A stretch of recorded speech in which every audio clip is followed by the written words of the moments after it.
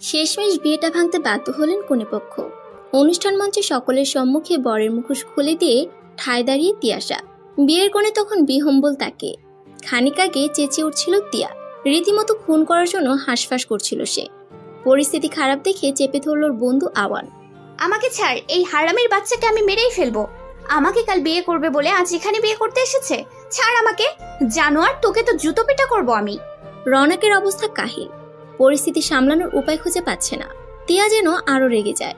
স্টেজের সামনে থাকা ফ্লাওয়ার বাসগুলো ভেঙেও শান্তি হয়নি তার। কনের সামনে গিয়ে থেমে যায়, মেয়েটির দিকে আঙ্গুল তুলে বলে, এই মেয়ের জন্য? হ্যাঁ, এই মেয়ের জন্য তুই আমার সাথে প্রতারণা করলি? হারামি জানোয়ার, আজ তোর বিয়ে করার স্বাদ মেটাবো আমি। মেয়েটার গলা চেপে ধরে তিয়া। সবাই চেঁচিয়ে উঠে।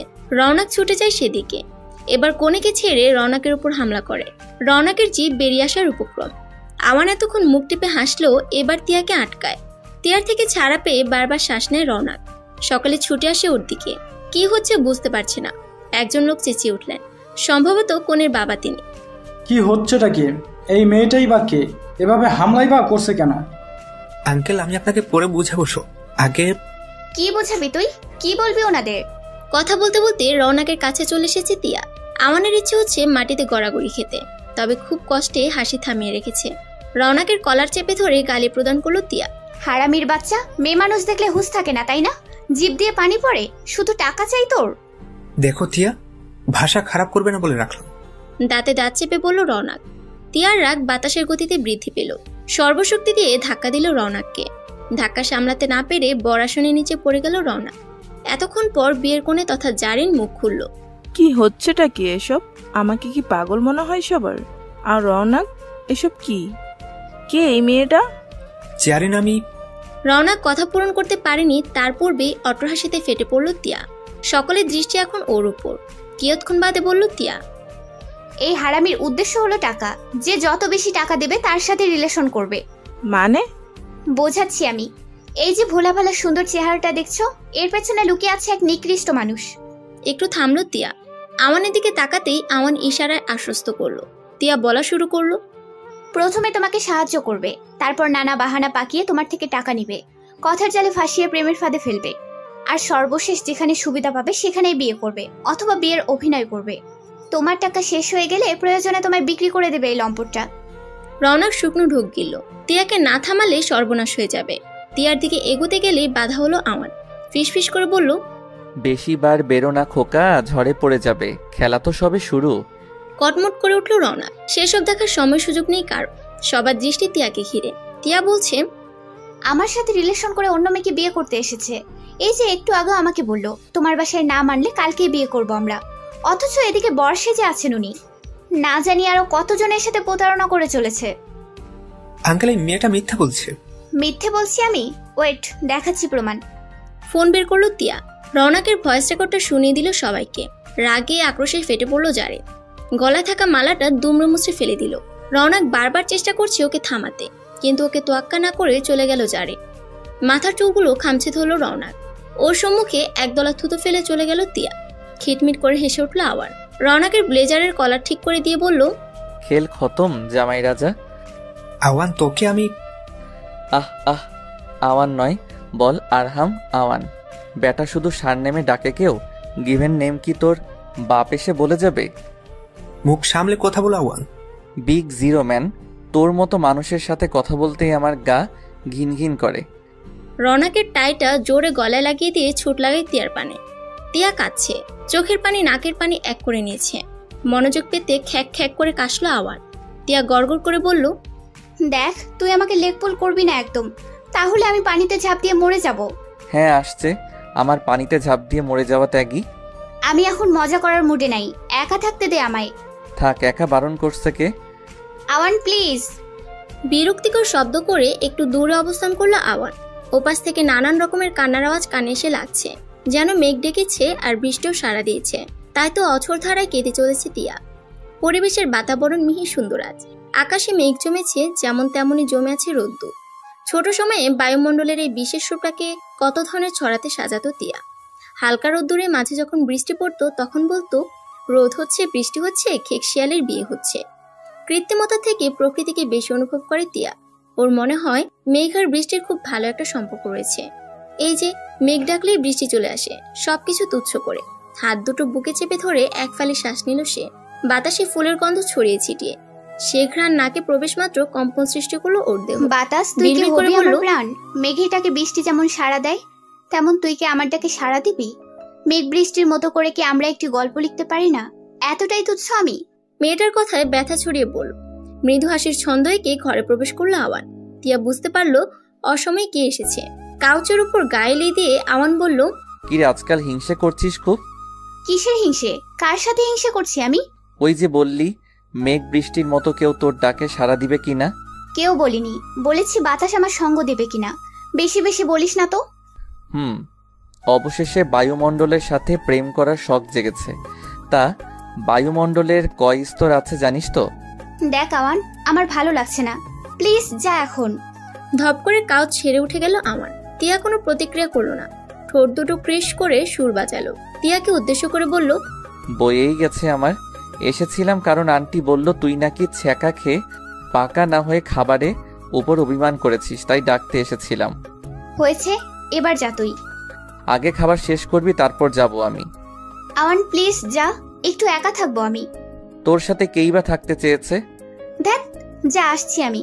স্মিত হাসি ফুটালো আওয়ান। আঙুল উঁচিয়ে বলল, পাক্কা? না, 6 ছক্কা। শব্দ করে হেসে উঠল দুজনেই। তিয়া তোয়ালে নিয়ে ওয়াশরুমের দিকে আগালো। ওর জীবনে আওয়ানের অবস্থান কিছুটা মেঘনা চাইতেই জলের মতো, হুটহাট মন ভালো করে দিবে। তবে অনাকাঙ্ক্ষিত ধাক্কাটা এখনো সামলাতে পারেনি। হাজার হোক, রৌনকের প্রতি একটা অনুভূতি তো ছিলই, তাই না? জীবনে বিরহ বেড়ে গেলে মানুষ রবি ঠাকুরের গান শুনে, আর তিয়া তার বিপরীত নিয়মে গিয়ে জাস্টিন বিবারের গান শুনে চলেছে। সাউন্ড এত বেশি যে ঘরে ঢুকেই কান চেপে ধরল আওয়ান। জীবনের সব থেকে বড় ফুল মেয়ে বন্ধু।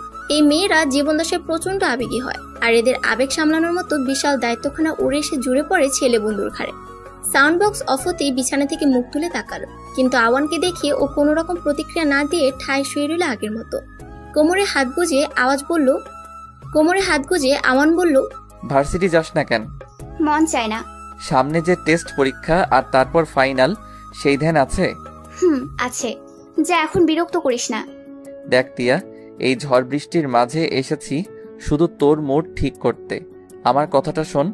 তুই আমার মুডটা আরো নষ্ট করে দিয়েছিস। আশ্চর্য, মানুষ কি আর প্রেমে ছ্যাঁকা খায় না? কয়জন এমন বিরহ পালন করে বলতো? তুই কি যাবি না আমার সামনে থেকে? না, যাব না। দুজনেই নাছোড়বান্দা, কেউ কাউকে এক চোখ ছাড় দিতে রাজি নয়। আকাশে মেঘ ডেকে চলেছে, এখনই বৃষ্টি এসে আলিঙ্গন করবে ধরায়। সামনেই ফাইনাল পরীক্ষা। পড়াশোনায় ঢিল দিলে যাতা হতে পারে। কেউ চায় না তার জীবন থেকে একটি বছর বৃথা যায়। তাহমিদার সাথে কথা বলছে আওয়ান। সেই আলোচনা শোনার জন্য কান পেতে আছে তিয়া, তবে এতে তেমন সুবিধা করা গেল না। কথা শেষ করে ড্রয়িং রুমে এলো। তিয়া রিমোট দিয়ে চ্যানেল পাল্টে খাবার খেতে লাগলো। টিভিতে কার্টুন চলছে এখন, অথচ কার্টুন পছন্দ নয় মোটেও। সবটা বুঝতে পেরে অন্তরালের অযাচিত দীর্ঘশ্বাস লুকালো। ছাতা খুলে নিয়ে বাসা থেকে বের হয়ে এলো। দরজার কাছে এসে থামলো তিয়া। আওয়ান গেটের কাছে দাঁড়িয়ে আছে। ছাতা থাকা সত্ত্বেও শরীরের এক অংশ ভিজে একাকার। চোখ মুখ কুচকে রইল কিছুক্ষণ।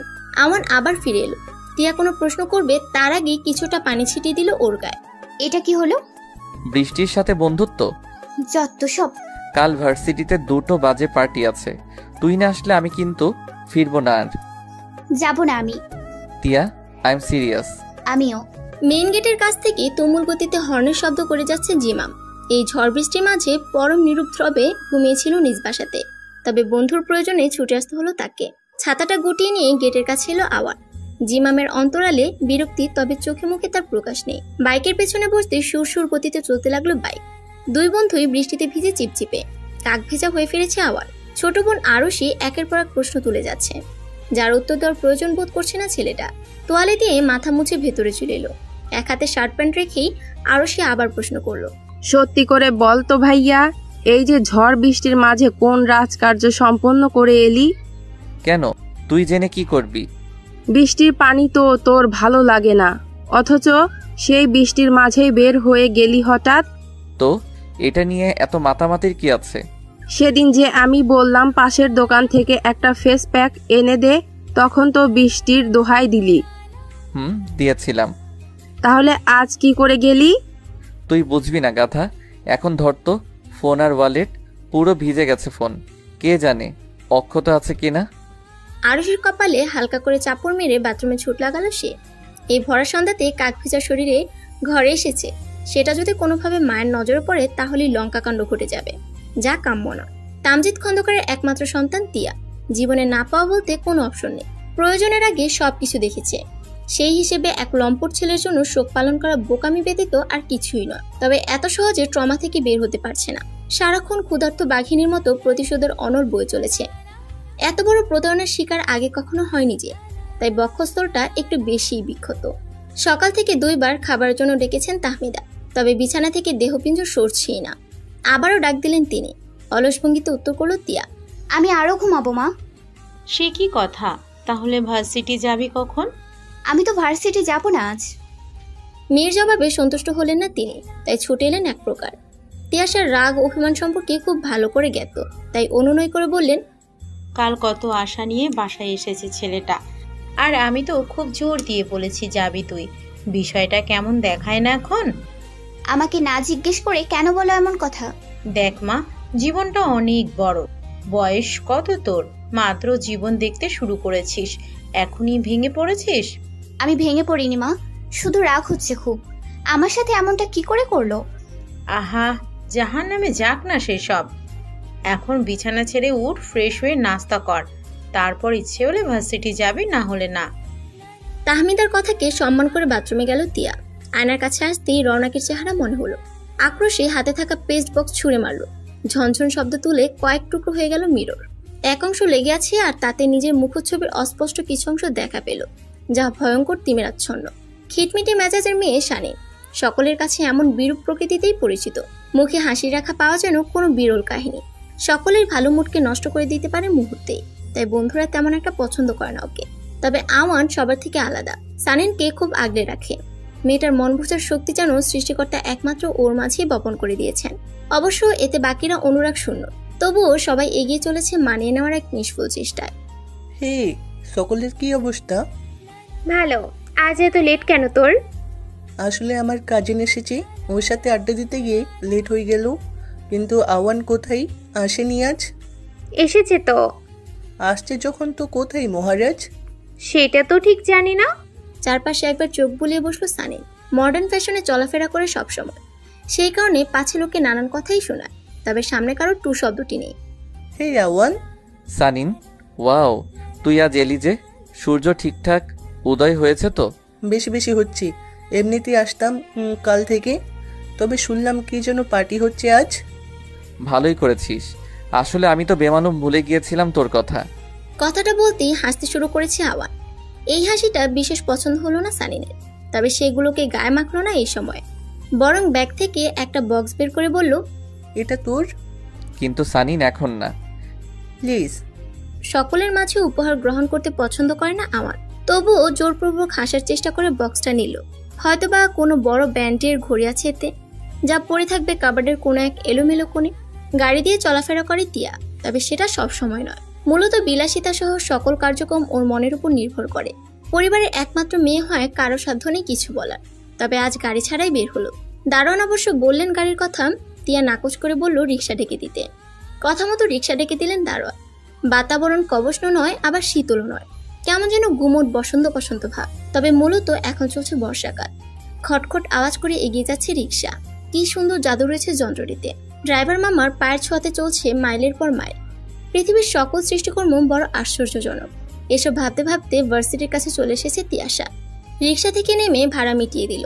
ব্যাগটা ভালো করে কাঁধে নিতেই চোখ যায় রোডের ওপাশে থাকা এক আইসক্রিম পার্লারের মেইন ফটকে। জোরালো হাসির সাথে মেতে আছে সানিন আর আওয়ান।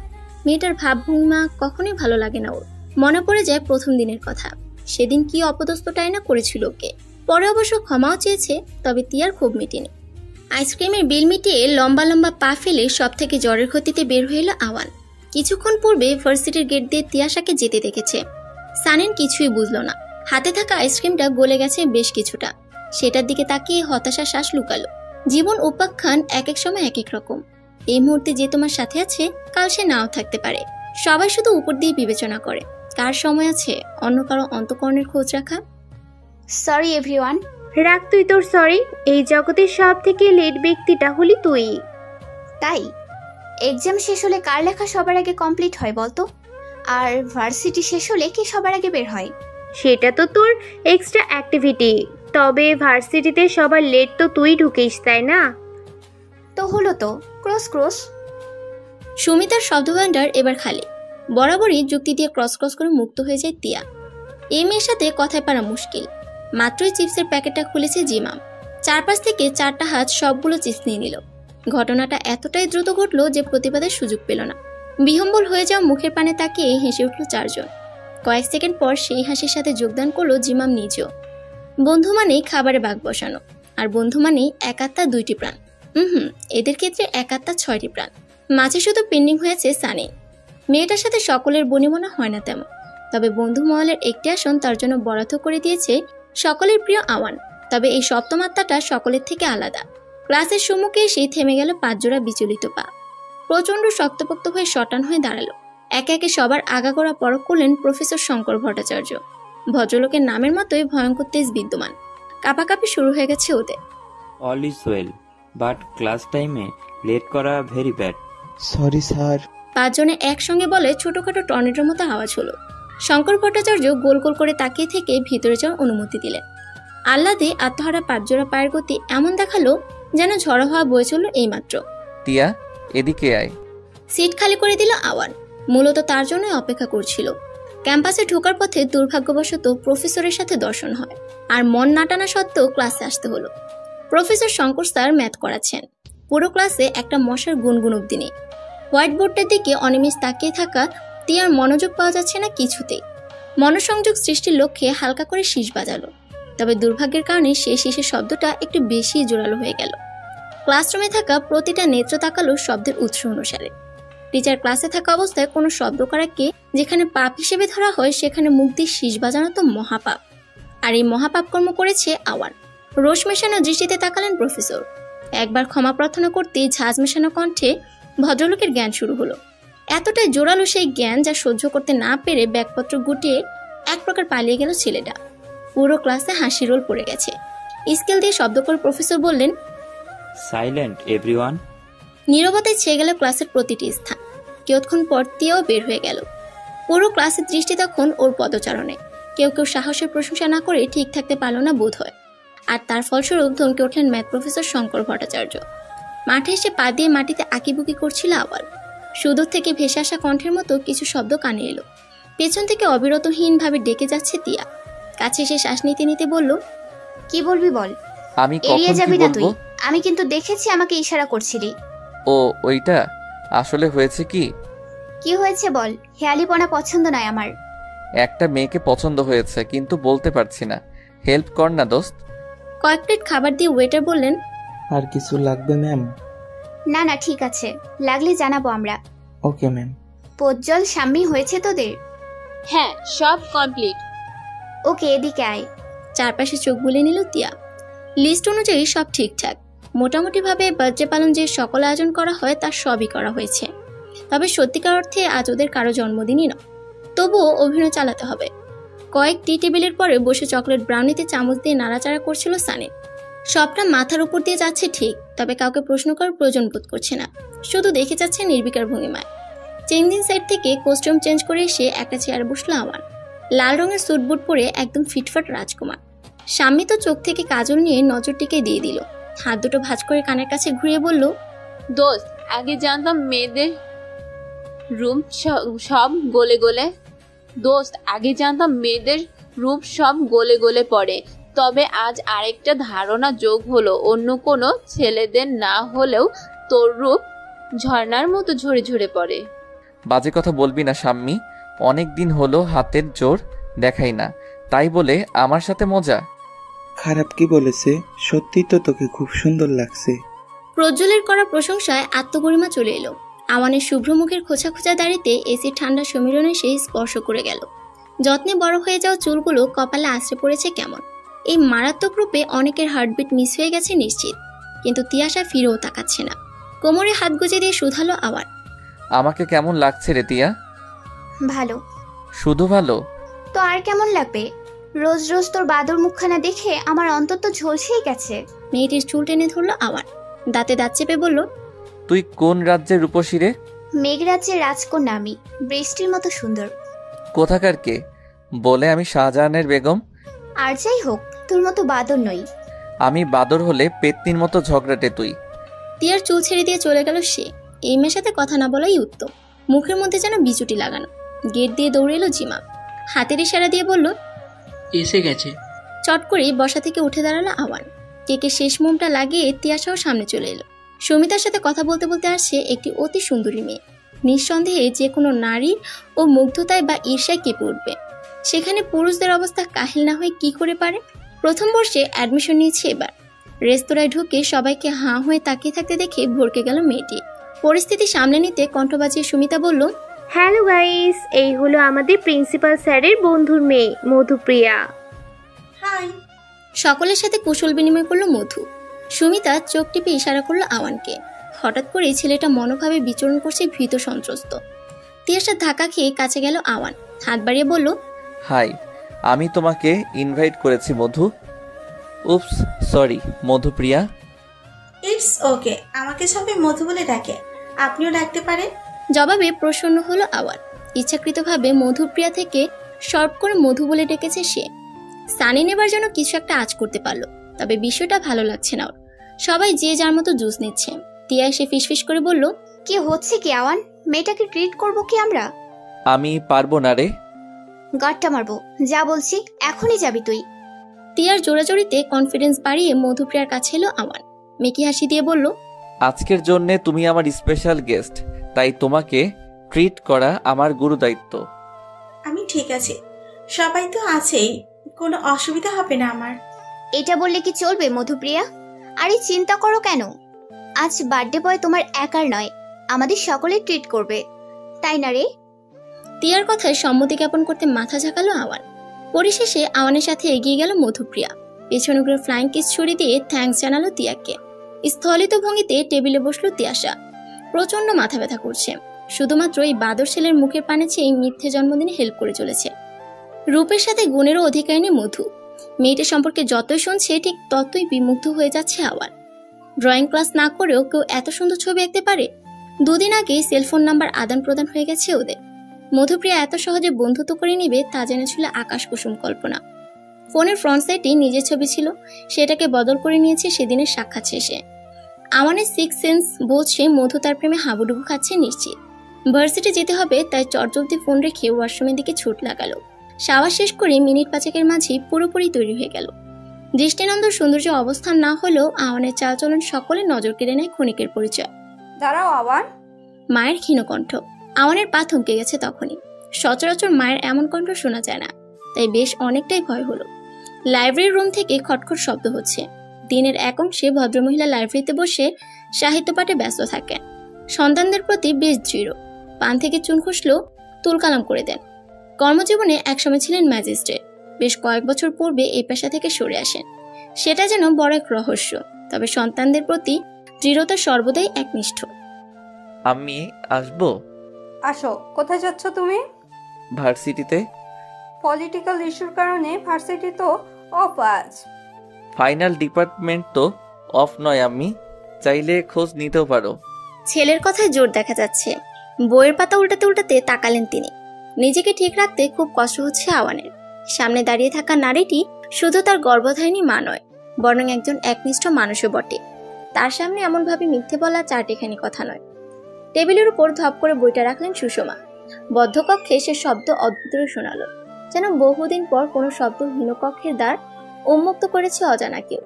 সরি আম্মি, আমি খুব খুব সরি। আমার মিথ্যে বলা উচিত হয়নি। কতবার একই কথা বলবে আওয়ান? আমি এবার সত্যি মর্মাহত আম্মি।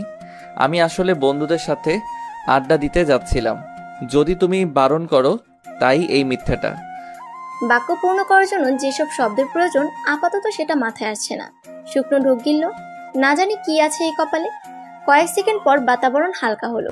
সুষমা মোলায়েম কণ্ঠে বললেন, তিয়াসা আমাকে ফোনে বলেছে তুমি যেতে পারো। নিজের কানকে যেন বিশ্বাস করতে পারলো না আওয়ান, তাই হাঁ হয়ে যাওয়া মুখটা বন্ধ না করে তাকিয়ে রইল সুষমার পানে। তিনি আবার একই কথা বললেন।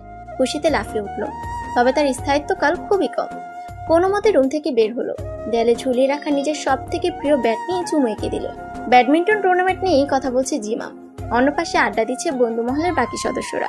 ফিল্ডের কাছে এসে মুখের ভঙ্গিমা বদলে ফেলল সে। রওনাক আর তার দল বলে এসেছে, হাতে রয়েছে ব্যাডমিন্টন ব্যাগ। এই যে খোকা, এখন আমরা খেলবো এখানে। আমরা আগেই জায়গা দখল করে রেখেছি, তাই আমরা খেলবো আজ। বললে জায়গা কি তোর বাপের? মুখ সামলে কথা বল রওনাক, না হলে কি? থেমে গেলি কেন? বল কি বলছিলি? দেখ, তোর সাথে ঝগড়া করার কোনো মুড নাই আমার, তাই এখনই চোখের আড়ালে যা। দাঁত কিরমির করতে করতে পাশ কাটলো রওনাক। এই নাদোষ নদোষ ছেলেটার এত সাহসের একমাত্র উৎস তিয়াশার করা সেদিনের অপমান। ডান গালে হাত রেখে নেত্রপল্লব বন্ধ করলো। সমস্ত ঘটনা এক একে রিপিট হতে লাগলো চোখে। তীব্র আক্রোশে হাতে থাকা র্যাকেট ব্যাট চেপে ধরল। সঙ্গে সঙ্গে বেঁকে গেল ইউএনএক্স এর ব্যাট। টুর্নামেন্ট শুরু হবে মাত্র কয়েক মিনিট। জ্যামে আটকে আছে আওয়ান। শহরের রাজনৈতিক দলের নেতা বের হওয়া মানে গরিবের পেটের ভাত কেড়ে নেওয়া। দেশ ও জাতির কল্যাণে সৃজন ঘটেছে নানান দলের, তবে কল্যাণের থেকে অকল্যাণের সংখ্যা অধিক। ঘামে ভেজা টি শার্টটি গায়ের সাথে লেপটে গিয়ে বডি মাসেল স্পষ্ট হয়ে গেছে। অতি যত্নে গড়ে তোলা মিহি চুলগুলো দোল খাচ্ছে শীতল সমীরণে। ছুটে এসে সামান্য নাক কুচকে বলল আওয়ান, এত জ্যাম বোধহয় পুরো জীবন দশাতে দেখিনি আমি। তুই তো গেমে নিয়ে একাকার, এখন খেলতে পারবি তো? পারবো, আগে বল মধুপ্রিয়া এসেছে কিনা? এসেছে তো, গ্যালারির শীর্ষে বসে হাসি তামাশা করছে। উদ্ভাসিত হাসলো আওয়ান। জিমামের বাহু চেপে শুধালো, তিয়া কোথায় রে? আরে বলিস না ওর কথা, কতবার বললাম কিন্তু আসলোই না। কি বলিস, আসেনি? কিন্তু আমায় যে... অর্ধেক বাক্যের মাঝে মধুকে দেখলো আওয়ান। এদিকে আসছে মেয়েটি, পরনে মেরুন রঙের ক্যাজুয়াল শার্ট আর জিন্স, গলায় ঝুলানো ফ্যাশনের স্কার্ফ। মেয়েটির চোখের দিকে তাকিয়ে ঠোঁট দুটো প্রসারিত করলো। মধুকে বেশ উৎফুল্ল দেখালো। আওয়ানের আগে প্রশ্ন করলো মধু, কেমন আছে আওয়ান? বেশ ভালো, ইউ লুকিং বিউটিফুল। থ্যাঙ্কস। আচ্ছা চলো ওই দিকে যাই। ঘাসের উপর বসলো মধু, আর ঠিক দু হাত পাশে বসলো আওয়ান।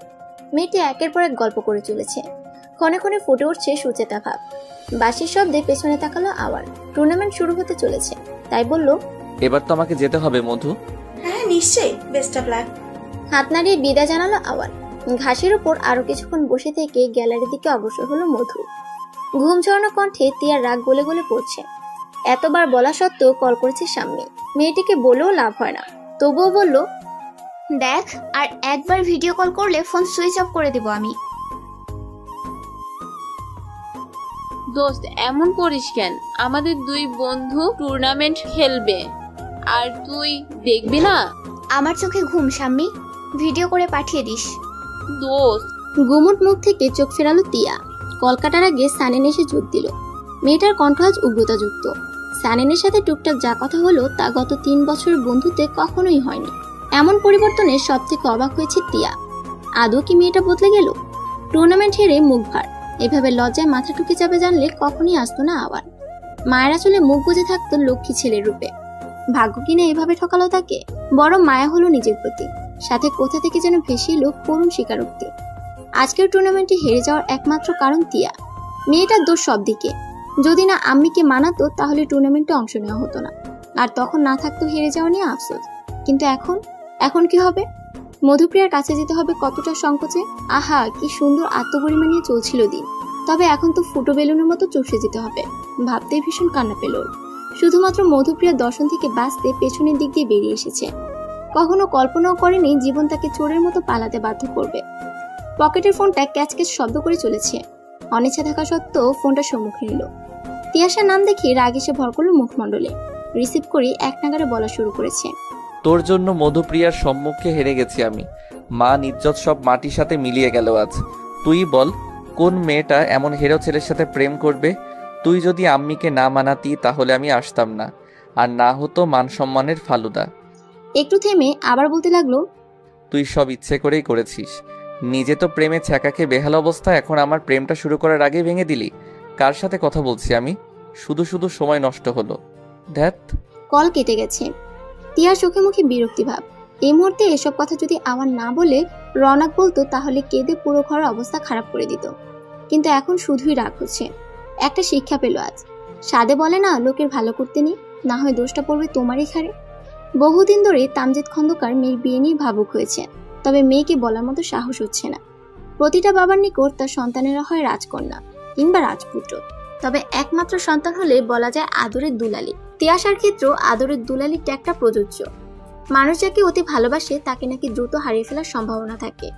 এই চিন্তাধারা অব্যাহত রেখে গত 22 বছর যাবৎ মেয়ের বিয়ে নিয়ে কখনো টু শব্দ অব্দি করেননি তিনি। তবে আমাদের সমাজের একটি নিয়ম রয়েছে, সেই নিয়মের বাইরে চলা মানে ঘোর অপরাধ। দরজায় নক না করেই ঘরে চলে এসেছিল তিয়া। মর্যাদা দেখাতে দুপা পিছিয়ে গেল, বলল, ডেকেছিলে আব্বু? হ্যাঁ মামুনি, কাজের প্রেসারে তোমার সাথে তো কথাই বলা হয় না, তাই ভাবলাম আড্ডা দিই একটু।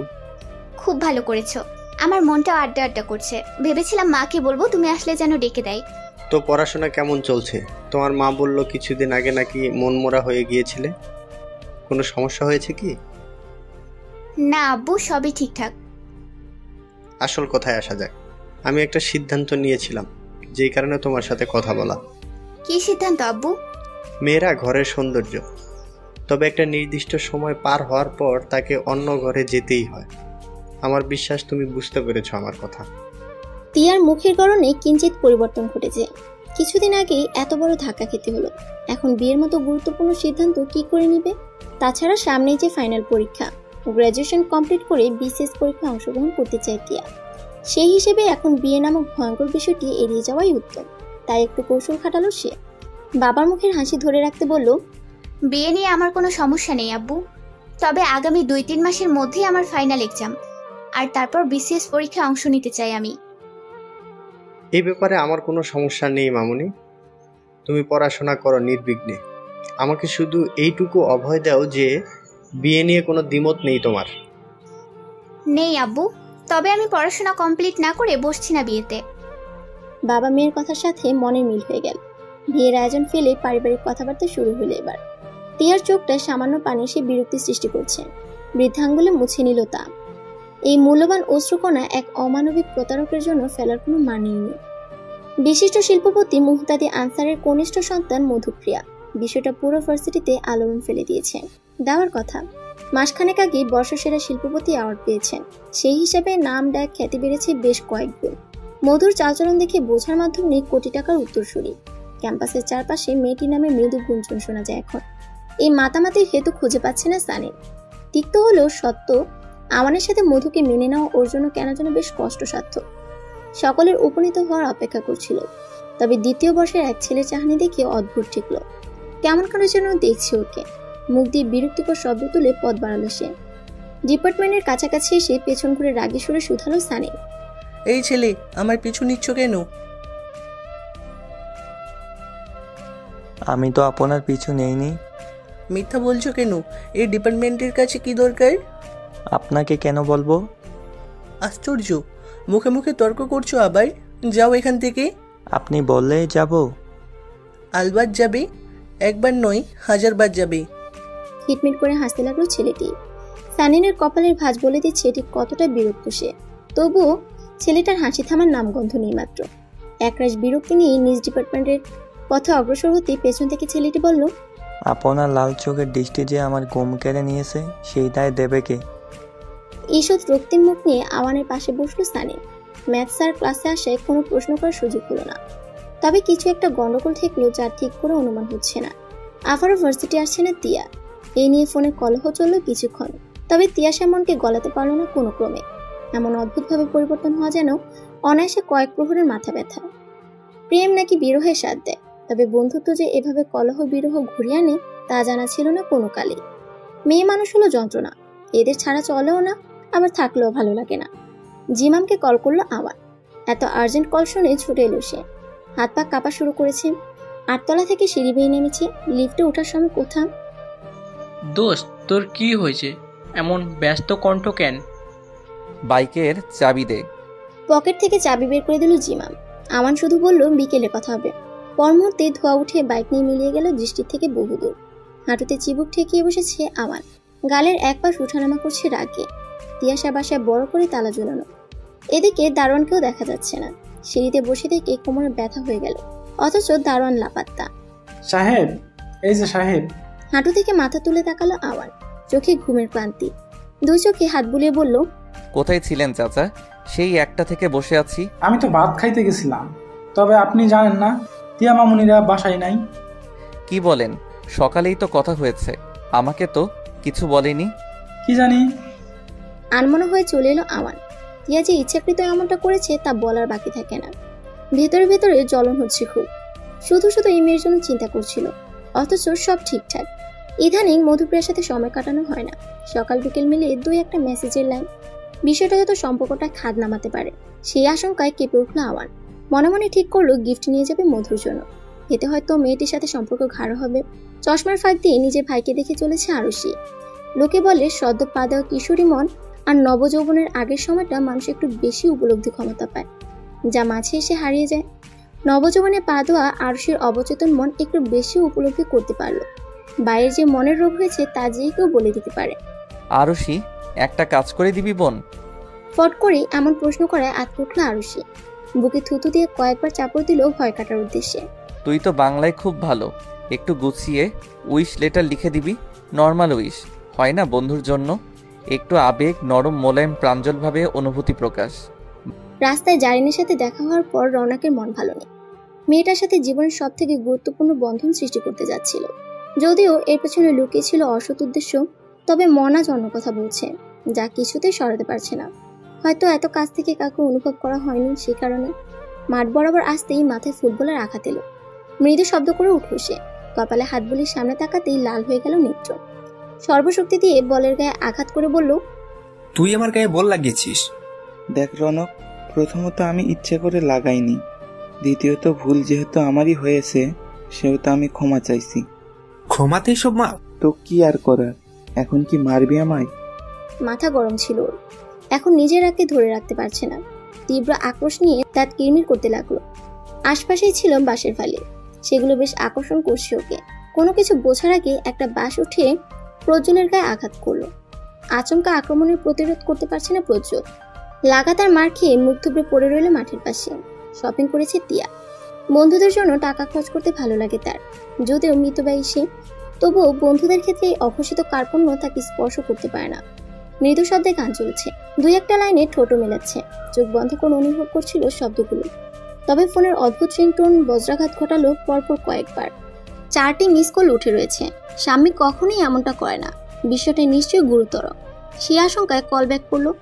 ওপাশ থেকে হাওমাও করে কাচ্ছে স্বামী। কেন কাচ্ছে জানা নেই, তবে ভয়ে বুক দুকপুক করে উঠল। সুমিতার শানীন সান্ত্বনা দিয়ে যাচ্ছে, তবে স্বামীর আর্তনাদ কমছে না কোনোভাবেই। ইতিমধ্যে প্রজ্জ্বলের বাবা মাকে খবর দেওয়া হয়েছে। তারা গ্রামের বাসা থেকে রওনা দিয়ে দিয়েছে। একের পর এক কল করে রক্তের সন্ধান করছে আওয়ান, তবে কোথাও পাওয়া গেল না। স্বামীর মুখের দিকে তাকাতেই হা হা করে লেপন করছে অন্তঃকরণ। হাহাকার করে লেপন করছে অন্তঃকরণ। আমার ভাইটা বাঁচবে না রে, বল তোরাও বাঁচবে না, তাই না? বাজে কথা না শাম্মী, কিছু হবে না ওর। জানি না কোন হারামির বাচ্চায় এমন ভাবে মেরেছে ওকে। বিশ্বাস কর, মাটিতে পুঁতে ফেলতে ইচ্ছে করছে। সানিনের এমন মতবাদে ক্ষণিকের জন্য অবাক হলো সুমিতা, তবুও ভাবুক হলো না। এখন সেই সময় নেই, প্রজ্জ্বলকে বাঁচাতে হবে।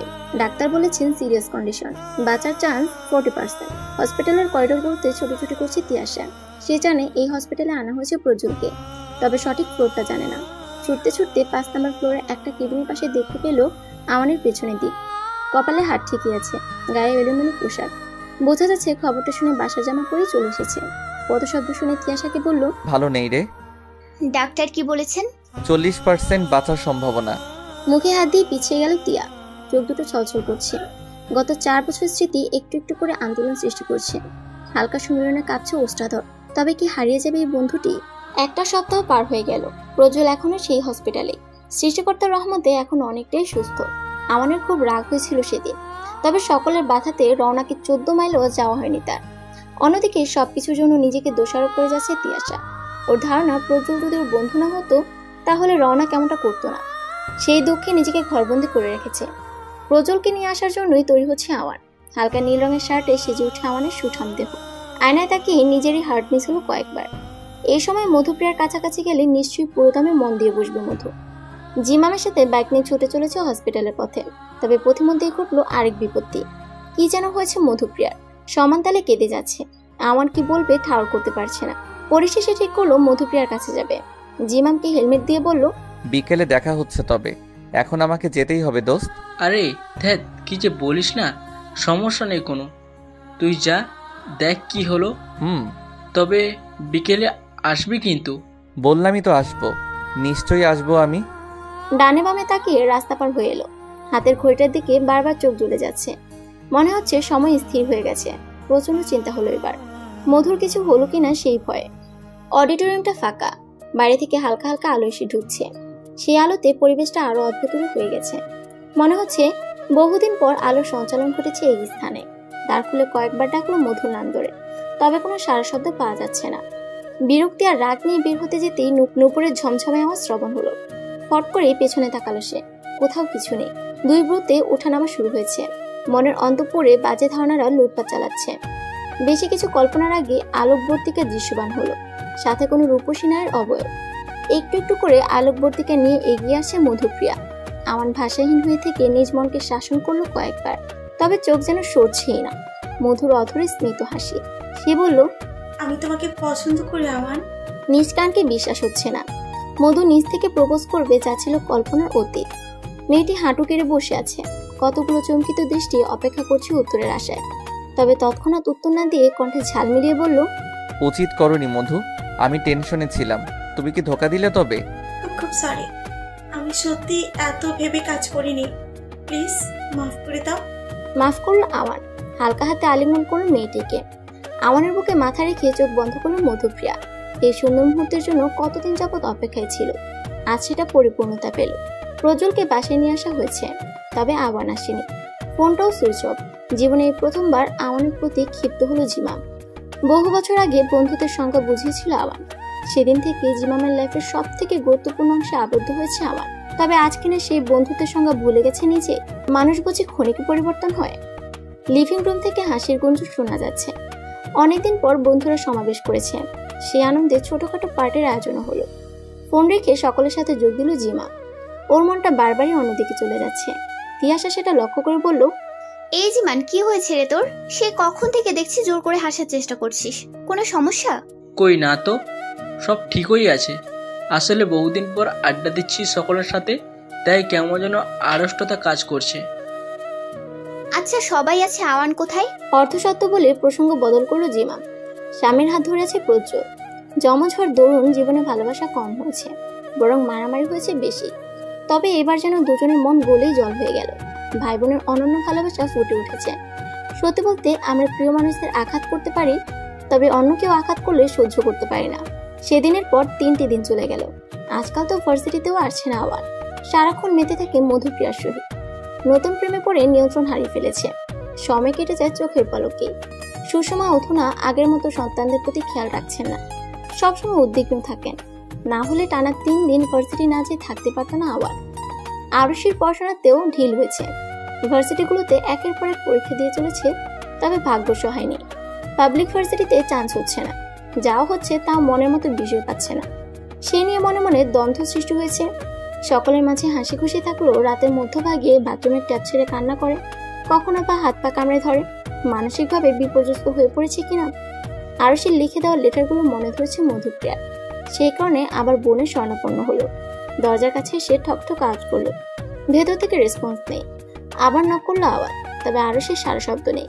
গুটি পায়ে বেডের কাছে এসে নোটপ্যাড রেখে বলল, বনু, আরেকটা লেটার লিখে দিবি প্লিজ, প্রমিস। ক্যাম্পাসের স্পেশাল ফুচকা ট্রিট দিব। একটু থেমে আবার বলল, দেখ 500 টাকাও দিব, প্লিজ বোন, লিখে দে না। আরুষির সারা নেই। এবার মেয়েটির গায়ে ঠেলা দিল আমান। তবে যা দেখলো এতে করে বুকের ভেতর ছ্যাদ করে উঠলো। মুখ দিয়ে সাদা ফেনা বের হচ্ছে। হাত থেকে কলম পড়ে গেল। কোনো দিকে না তাকিয়ে আরুষিকে কোলে তুলে নিয়ে ছুট লাগালো। ওর মস্তিষ্ক কি বুঝেছে জানা নেই, তবে ওর মন বলছে হসপিটালে যেতে হবে, না হলে প্রিয় বোনকে হারিয়ে ফেলবে। হন্তদন্ত হয়ে কেবিনে প্রবেশ করে আরুষির গালে চড় মারলেন সুষমা। রাগে শরীর কাঁপছে ওনার। কল্পনাও করতে পারেনি ওনার মেয়ে বিষ খাবে। ঘৃণা হচ্ছে খুব। ম্যাজিস্ট্রেট হওয়ার দরুন নানা রকমের স্বাধীনতা নিয়ে কথা বলেছেন তিনি।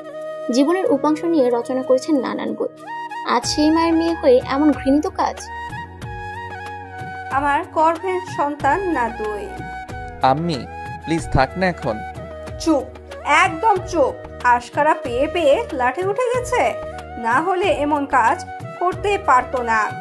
ডাক্তার স্ট্রেস নিতে বারণ করেছেন। তুমি না হয় পরে বকা দিও। অসুস্থ শরীর নিয়ে এমনিতেই চর খেলো, আর বলো না প্লিজ। আরুষিকে কিছু কথা বলার জন্য উদ্ধৃত হয়েছিলেন তিনি। তবে ছেলের কথার মর্মার্থ বুঝতে পেরে কেবিন থেকে বেরিয়ে গেলেন। এলোমেলো লাগছে সব। আজ এতগুলো বছর ধরে তিলে তিলে গড়ে তোলা সাহসটুকু ভেঙে গুড়িয়ে গেছে। মনটা কেমন কুগাওয়া শুরু করেছে। যদি সময় মতো হসপিটালে না নিয়ে আসা হতো তাহলে আরুষিকে হারিয়ে ফেলতেন তিনি। এই বিভৎস চিন্তাগুলো মাথায় আসতে চিৎকার করে কাঁদতে ইচ্ছে হলো। তবে জীবনের এক পর্যায়ে এসে মানুষ কাঁদতে পারে না, এদের কাঁদতে দেওয়া হয় না।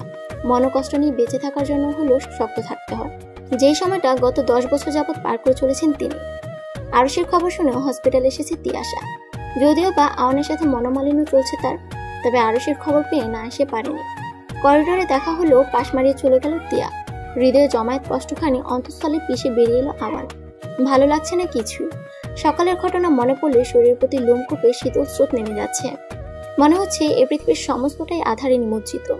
নতজানু হয়ে আরুষি উত্তর করলো, আমি ডিপ্রেশনে চলে গেছিলাম আপু। বিগত দিনগুলোতে এত পড়াশোনা করে ও কোনো পাবলিক ভার্সিটিতে চান্স হলো না।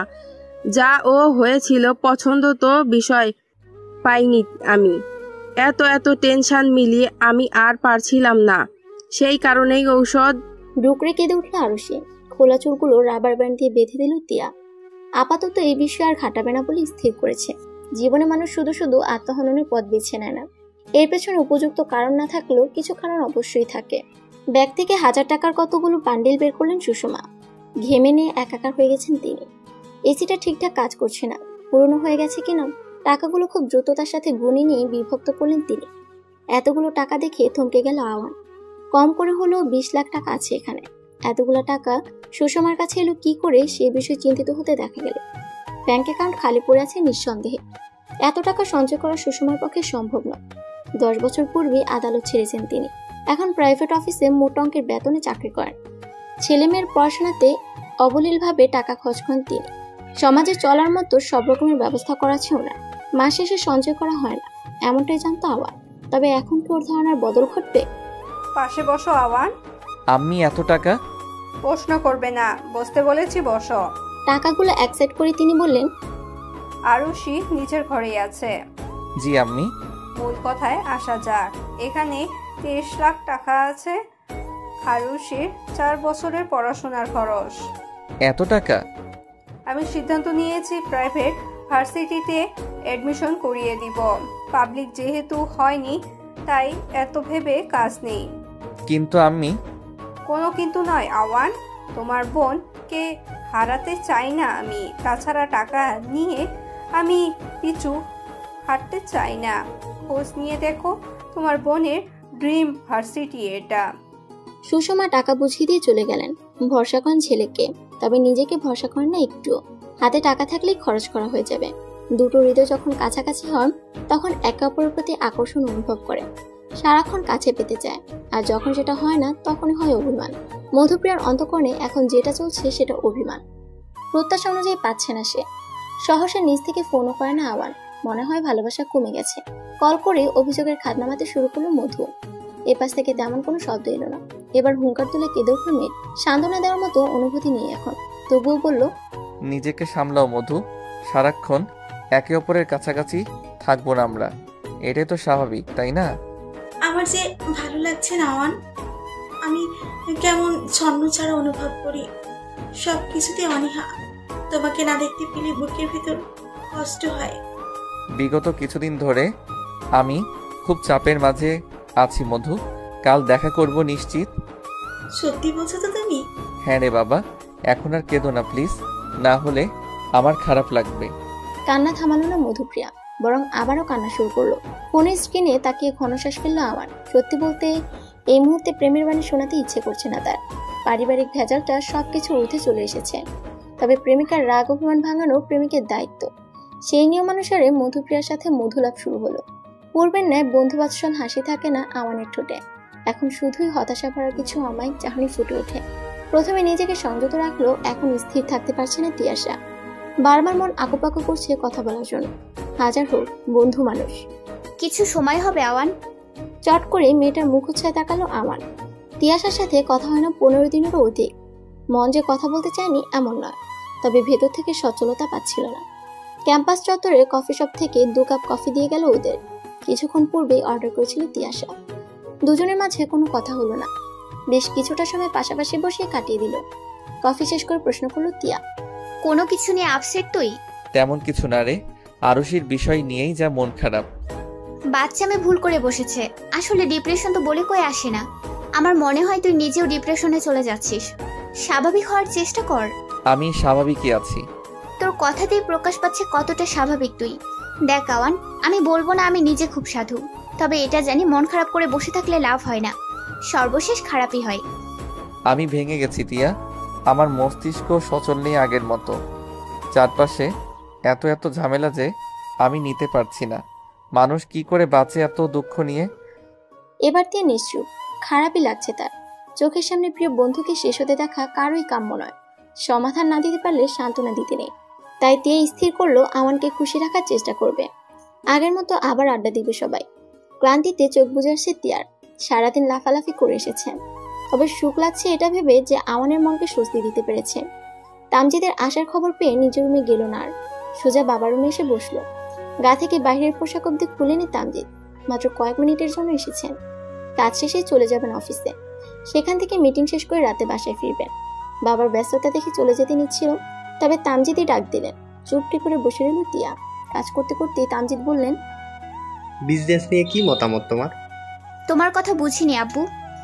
দেখো মামুনি, আমার অবর্তমানে সবকিছুর একমাত্র মালিক তো তুমিই হবে। সবকিছু না বুঝে নিলে পরবর্তীতে তো সমস্যাতে পড়তে হবে। আমি বিজনেসের প্রতি আকর্ষণ পাই না আব্বু, তাই প্লিজ আমাকে এসবে টেনো না। তিয়াস, রাগ করছো কেন? তুমি কেন বুঝতে চাচ্ছ না সবকিছু সামাল দিতে পারে যে সেই জয়ী। চাকরির পাশাপাশিও বিজনেস করা যায়। সেটা কি বোকামি নয় আব্বু? বোকামি কোনটা আমি জানি না, তবে জীবনে যদি সাধারণ হয়ে বাঁচতে চাও তাহলে চাকরি করো, আর যদি অসাধারণ হয়ে বাঁচতে চাও তবে বিজনেস করো। এখন তুমি বলতে পারো একই লোভের প্রকাশ পেল না? আমি বলবো না। জীবনে বড় হতে চাওয়ার ইচ্ছা কখনোই লোভ নয়, তবে বড় হওয়ার জন্য অসৎ উপায় অবলম্বন করাটা হলো লোভ, যা বোকামির পরিচয়। বাবার কথায় বিমুগ্ধ হলো তিয়া। ভেতরে ভেতরে প্রচন্ড শ্রদ্ধা পাচ্ছে তার। কখনো বাবার সাথে অধিক সময় কাটানো হয়নি। সবসময় কাজ নিয়ে ব্যস্ত তামজিদ, তবে এই ব্যস্ততা মাঝেও লুকিয়ে থাকা প্রজ্ঞা ব্যক্তিটির কথা কখনোই স্মরণে আসেনি।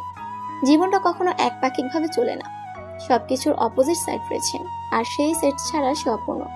এই যে রৌনকের কাছে প্রতারিত হয়ে বেশ অনেকগুলো দিন ভার্সিটিতে যাওয়া হয়নি তিয়া। সেই কারণে নোট নিয়ে কতই না জ্বালিয়েছে আমানকে। জীবন আজ নতুন কিছু সৃজন করলো। বিপরীতভাবে ইতিহাসের পানে ছুটে এসেছে আমান। সামনে টেস্ট এক্সাম, আর বিগত দিনের নোট নেই তার কাছে। নাস্তা দিয়ে গেলেন তাহমিদা। সকালে না খেয়ে চলে আসাতে খাবার দেখে লোভ সামলাতে পারলো না। গপ গপ করে মুখে পড়তে লাগলো শুধু। ওয়াশরুম থেকে ফিরে এসে আমানের খাওয়ার গতি দেখে ভরকে গেল। নিজের প্লেট শেষ করে তিয়াসের প্লেটে হাত বাড়িয়েছে। ওর হাত চেপে ধরল তিয়া। রাগের দৃষ্টিতে অবলোকন করে বলল, আমার খাবারে হাত দিবি না। খিদে পেয়েছে খুব। উফ, ছাড় না। তাহলে আমি কি খাবো? উপবাস থাকবি আজ, এখন প্লেট ছাড়। ঝটকা মেরে প্লেট নিয়ে গেল আমান। স্যান্ডউইচে কামড় বসিয়ে বলল, দৃশ্যমান আলোর তরঙ্গ কত বলতো? মনে নেই। এই তোর পড়াশোনা, দেখবি সেই আমাকেই খোঁচাতে হবে পরীক্ষার হলে। কেন, দেখাবি না নাকি? আসছে উনি, এত কষ্ট করে আমি পড়বো আর ওনাকে দেখাবো। সরাসরি প্রত্যাখ্যান করায় আগুনের ফুলকির মতো তেতে উঠল তিয়া। আধ খাওয়া স্যান্ডউইচটা কেড়ে নিয়ে খেতে লাগলো, যার অর্থ তুই আমাকে এক্সাম হলে সাহায্য না করলে আমি আমার খাবারের ভাগ তোকে দিব কেন? প্রথম এক সপ্তাহ প্রচন্ড বিরক্ত করলো, এখন আর বিরক্ত করে না অন্য। অধুনা ভার্সিটিতেও আসে না। হঠাৎ এমন হওয়াতে সানিনের মন বেশ খারাপ, অথচ তার খুশি হওয়া প্রয়োজন ছিল। পরীক্ষা বিদায় খোঁজও নিতে পারছে না। হঠাৎ করে কেন উধাও হয়ে গেল ছেলেটা। মন খারাপের বিশেষ কারণ নেই, তবে নিজ মনকে বোঝাতে অক্ষম। বারবার পেছনের দিকে তাকিয়ে দেখছে আসছে কিনা অমুক, কিন্তু জুনিয়র ছেলেটা দেখা নেই। এক্সাম পেপার দিয়ে দিয়েছে, মোটামুটি কমন এসেছে প্রশ্ন। একটা ভালো দিক রয়েছে ওর, পরীক্ষার হলে চারপাশে টর্নেডো হয়ে যাক তবুও তাকাবে না কোথাও, যা পারে সেটাই লিখতে থাকবে। প্রশ্ন দেখে মাথা ঘুরে যাচ্ছে তিয়ার। এই প্রশ্নের বিন্দুমাত্র কমন পড়েনি তার। কাল সারা রাত নোট বই পড়েছে, অথচ সেখান থেকে কিছুই আসেনি। রাগে চোয়া শক্ত হয়ে গেল। এই প্রশ্ন যিনি করেছেন নিশ্চয়ই তার বইয়ের সাথে ঝগড়া লেগে থাকে সার্বক্ষণিক, না হলে এহেন আউফা প্রশ্নকর প্রশ্নই আসে না। বরাবরই ওর সামনে সিট পড়ে আমানের, আজও তাই। কলমের কাপ থুতনিতে ঠেকিয়ে চোখ ঘুরে দেখল তিয়া। গোগ্রাসে হাত চালাচ্ছে আওয়ান। মনে হয় সব প্রশ্ন তারই কমন এসেছে। স্যারের দৃষ্টি লক্ষ্য করে আওয়ানকে ডাকলো তিয়া মিনমিনে কণ্ঠে। এই আওয়ান, 3 নম্বর কোশ্চেনটার অ্যান্সার কি হবে রে? নিজে লেখ।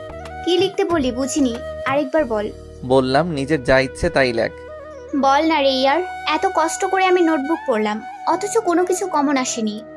মুখস্থ বিদ্যা করলে যা হয়, বলেছিলাম টেক্সট পড়তে, বাট তুই যা, এখন ডিস্টার্ব করবি না আমায়।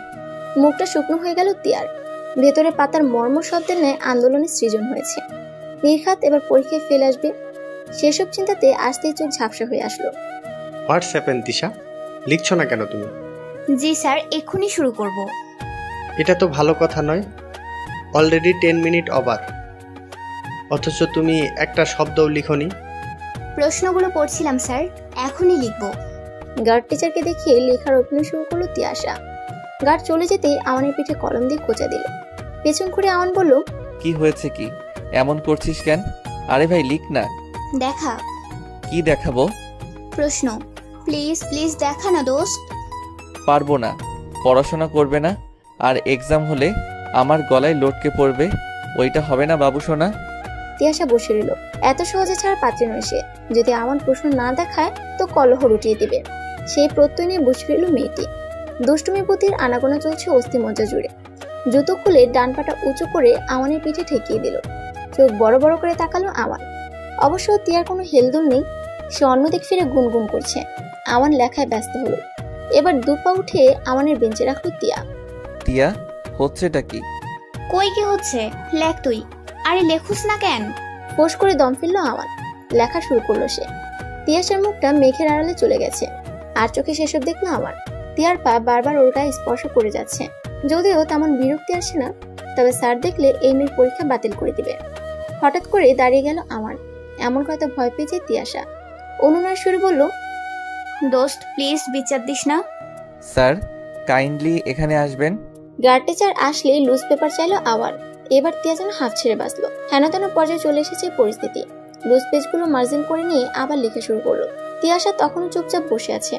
প্রচুর লিখছে আওয়ান। হাতের গতি এত যে ঝড়কেও হার মানাবে আজ। তিয়াশা ভালো মানের স্টুডেন্ট, সবার আগে পরীক্ষা শেষ করে, কিন্তু এবার যেন শরীরের সাথে রাহুর বিরোধ লেগেছে। সেই কারণেই খাতা খালি। এক্সাম শেষ হওয়ার মাত্র 5 মিনিট বাকি। পুরো খাতা জুড়ে একটা কালো কালির দাগ ওড়ে। গার্ড সবাইকে পেপার গোছাতে বলছেন। সবাই সেলাই করে নিচ্ছে খাতা। তিয়াশা পায়ে চিমটি কাটলো আওয়ান।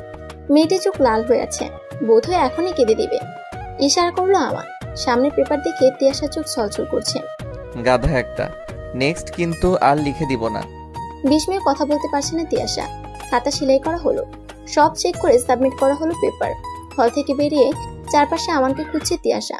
কোথাও নেই অনাকাঙ্ক্ষিত প্রিয় সেই বন্ধুটি। ক্যাম্পাস পেরিয়ে গেটের কাছে এসে আওয়ানকে পরিলক্ষিত হলো তিয়াশার। কোনো কিছু না ভেবে ছুটে গেল মেয়েটি। চোখ দিয়ে ইশারা করলো আওয়ান। অর্থাৎ কি হয়েছে? তৎক্ষণাৎ ছেলেটাকে জড়িয়ে কান্না জড়িয়ে দিল তিয়াশা। মেয়েটির ছোঁয়াতে শক্তপোক্ত শরীরে মৃদু সমীর স্পর্শ করে যাচ্ছে। তিয়াশার বকবক শুরু হলেও আওয়ান কথা বলছে না। কেমন যেন লাগছে ওর, এক অদ্ভুত ধাঁচের অসহ্যকর ভালো লাগার অনুভূতি। 2 সপ্তাহ পর দেখা হলো জিমামের সাথে। ছেলেটা আজকাল মিশে না কেন যায়, মনে হয় খুব বেশি ব্যস্ত। তবে সে ব্যস্ততা কি তা জানে না আরুষি। ভাইয়ের বন্ধুটি এতটা অবহেলা কেন করছে কে জানে, অথচ এককাল ওর পেছনে ঘুরেছে কত। সেসব চিন্তা করতেই হতাশে স্পর্শ করে ওর গায়ের প্রতিটি লোমকূপ। ভার্সিটিতে অ্যাডমিশন নিয়ে সবার আগে জিমামকেই কল করেছিল, তবে ফোনটা সুইচ অফ বলেছিল সেদিন। রাতে যখন কথা হলো তখন জিমাম বলল দেখা করতে চায়, তবে এখন লাপাত্তা বলা চলে। ফোন করলো আরুষি। জিমাম জানালো কাছাকাছিই আছে। ফোনটা ব্যাগে পুরে বেঞ্চে পা উঠে বসলো সে। কয়েকটা বাচ্চা খেলা করছে, এদের মাঝে কেমন মিহি কবষ্ণ নিরুদ্রব ছড়িয়ে আছে। এসব দেখলে হিংসা হয় ওর, খুব বেশি অশান্ত হয় মন। জিমাম এলো ঠিক কাটায় 20 মিনিট পর। অভিযোগ করতে মন চাচ্ছে না, তবে স্পষ্ট ভাষাতেই শুধালো, একটু বেশি লেট করে ফেললি না জিমাম? জ্যাম ছিল খুব। বসো পাশে, আমি কিছু বলতে চাই তোমায়। আমি জানি কি বলতে চাও তুমি। এটাই বলবে যে তুমি ভার্সিটিতে অ্যাডমিশন নিয়ে নিয়েছো আর খুব তাড়াতাড়ি বিয়ে করো আমরা, রাইট? আমার মনে হয় সম্পর্কটা লুকিয়ে রাখা ঠিক হবে না। কিন্তু আমি যে ভাঙতে চাই এই সম্পর্ক, একদম ভেঙে দিতে চাই। এইসব চমকে উঠলো আরুষি। জিমাম নিশ্চিত রসিকতা করছে তার সহিত, তবে এটা যদি রসিকতাও হয় তবুও ভালো লাগছে না ওর, তাই প্রসঙ্গ পাল্টাতে চাইল। তবে জিমাম যেন মনস্থির করেই এসেছে, নয় এসপার নয় ওসপার।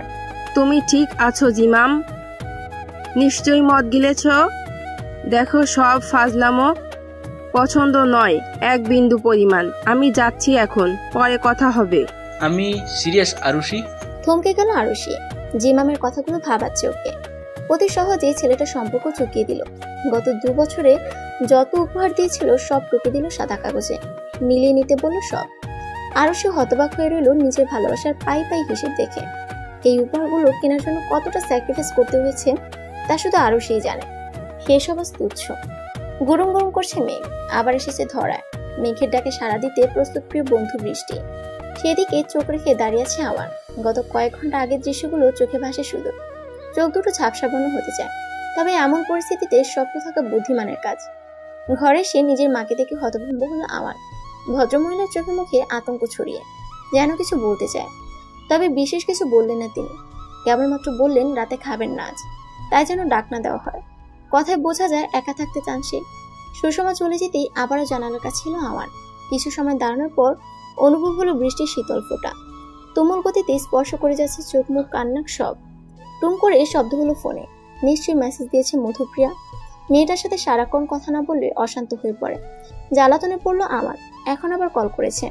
এই বেবি, তুমি আমাকে ভুলেই গেছো, এটা কি ঠিক? সরি মধু, আমি আসলে ক্লান্ত ছিলাম। ও, আজকাল আমি কল করলেই তুমি ক্লান্ত থাকো, ভালো লাগে না আর? এমনটা নয় মধু। তুমি আমাকে আগের মতো ভালোবাসো না আওয়ান? আমি তোমার কাছে পুরনো হয়ে গেছি। মাসখানেক হলো আমাদের রিলেশন মধু, তুমি পুরনো হও কি করে? একটু কমন সেন্স দিয়ে কথা বলো। এখন বুঝতে পারছি আমি। যাও, কথা বলা দরকার নেই। মধু, লিসেন টু মি। টুট টুট শব্দ করে কল কেটে গেল। কয়েকবার ফোন করলো আমার, তবে প্রথম দিকে রিং হলো, এখন সুইচ অফ। বেডের উপর ফোনটা ছুঁড়ে ফেলে হাঁটু গেড়ে বসলো মেঝেতে। ভালো লাগছে না কিছু, সবকিছুকে অসহ্য লাগছে। ব্যাংক থেকে এত টাকা লোন নিয়েছে সুষমা, সেজন্য বাধা রেখেছেন এই বাড়িটা। লোন দিতে না পারলে বাড়িটা চলে যাবে ব্যাংকের কাছে, সেই চিন্তাতেই পাগল প্রায় অবস্থা। সাথে সুষমার অসুস্থতার খবর আজ একদম শেষ করে দিল ওকে। কি করে বেঁচে আছে জানা নেই। মাকে হারিয়ে ফেলার চিনচিন ব্যথা চোখ দিয়ে ঝরতে লাগলো। তবে বৃষ্টির ফোঁটাগুলো ধুয়ে মুছে দিল সবটা, যেন বন্ধুর মতোই সঙ্গ দিচ্ছে। হাউমা করে গলা ফাটিয়ে কাছে উমর। আজ বহুদিন পর সানিনের কাছাকাছি হয়েছে। এতদিন নিজেকে সংযত রাখার চেষ্টা চালালেও আজ পারছে না বিন্দুমাত্র। এই শেষ দিনের দেখাটা এতটা আবেগপ্রবণ হবে তা ভাবেনি কখনোই। সানিন বিরক্ত হচ্ছে এবার। চোখের সামনে দামরা এক ছেলে কেঁদে নদী বানিয়ে যাচ্ছে, এটা কি মানা যায়? আর একবার কাঁদলে মার খাবা। আমি আপনাকে ভালোবাসি শানিন। তুমি ছোট আমার। এটাই তো আমার দুর্ভাগ্য, আর এটাকে আমি মানতে পারছি না। কি করব বলুন না, মেরে ফেলুন আমায়। দেখো উমর, আমি যতদূর জানি তোমার বাবা একজন প্রাইমারি স্কুলের শিক্ষক। জীবনে বহু কষ্ট করেছেন তোমাদের মানুষ করতে, তাই আর কষ্ট বাড়িও না। কিন্তু কোনো কিন্তু নই। পড়াশোনা করে বড় হও, তখনও যদি মনে হয় আমি তোমার অন্তরকে জ্বালাতন করি, তবে ভাববো। আমি পারবো না আপনাকে ছাড়া থাকতে। এতদিন থেকেছো তো। মরার মতো করে। আর পারছি না আমি, এখন শ্বাস নিতে কষ্ট হচ্ছে। উমর, এমনটা করো না প্লিজ, বোঝার চেষ্টা করো। মহা ভেজালে পড়া গেল। এমন অনাকাঙ্ক্ষিত প্রেম যদি কাউকে এলোমেলো করে দেয়, তখন কি বা করার থাকে? শেষে কি এই ছেলেকেই বিয়ে করতে হবে?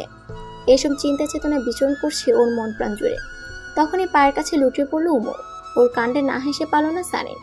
ছেলেটার চুল ধরে বলল, তোকে শাসন করার জন্য ও পাশে রাখা দরকার। বাজে ছেলে, বন্ধু হয়ে থাকতে পারবি শেষ দিন অবধি? পারবো। বিগলিত হাসলো সানিন।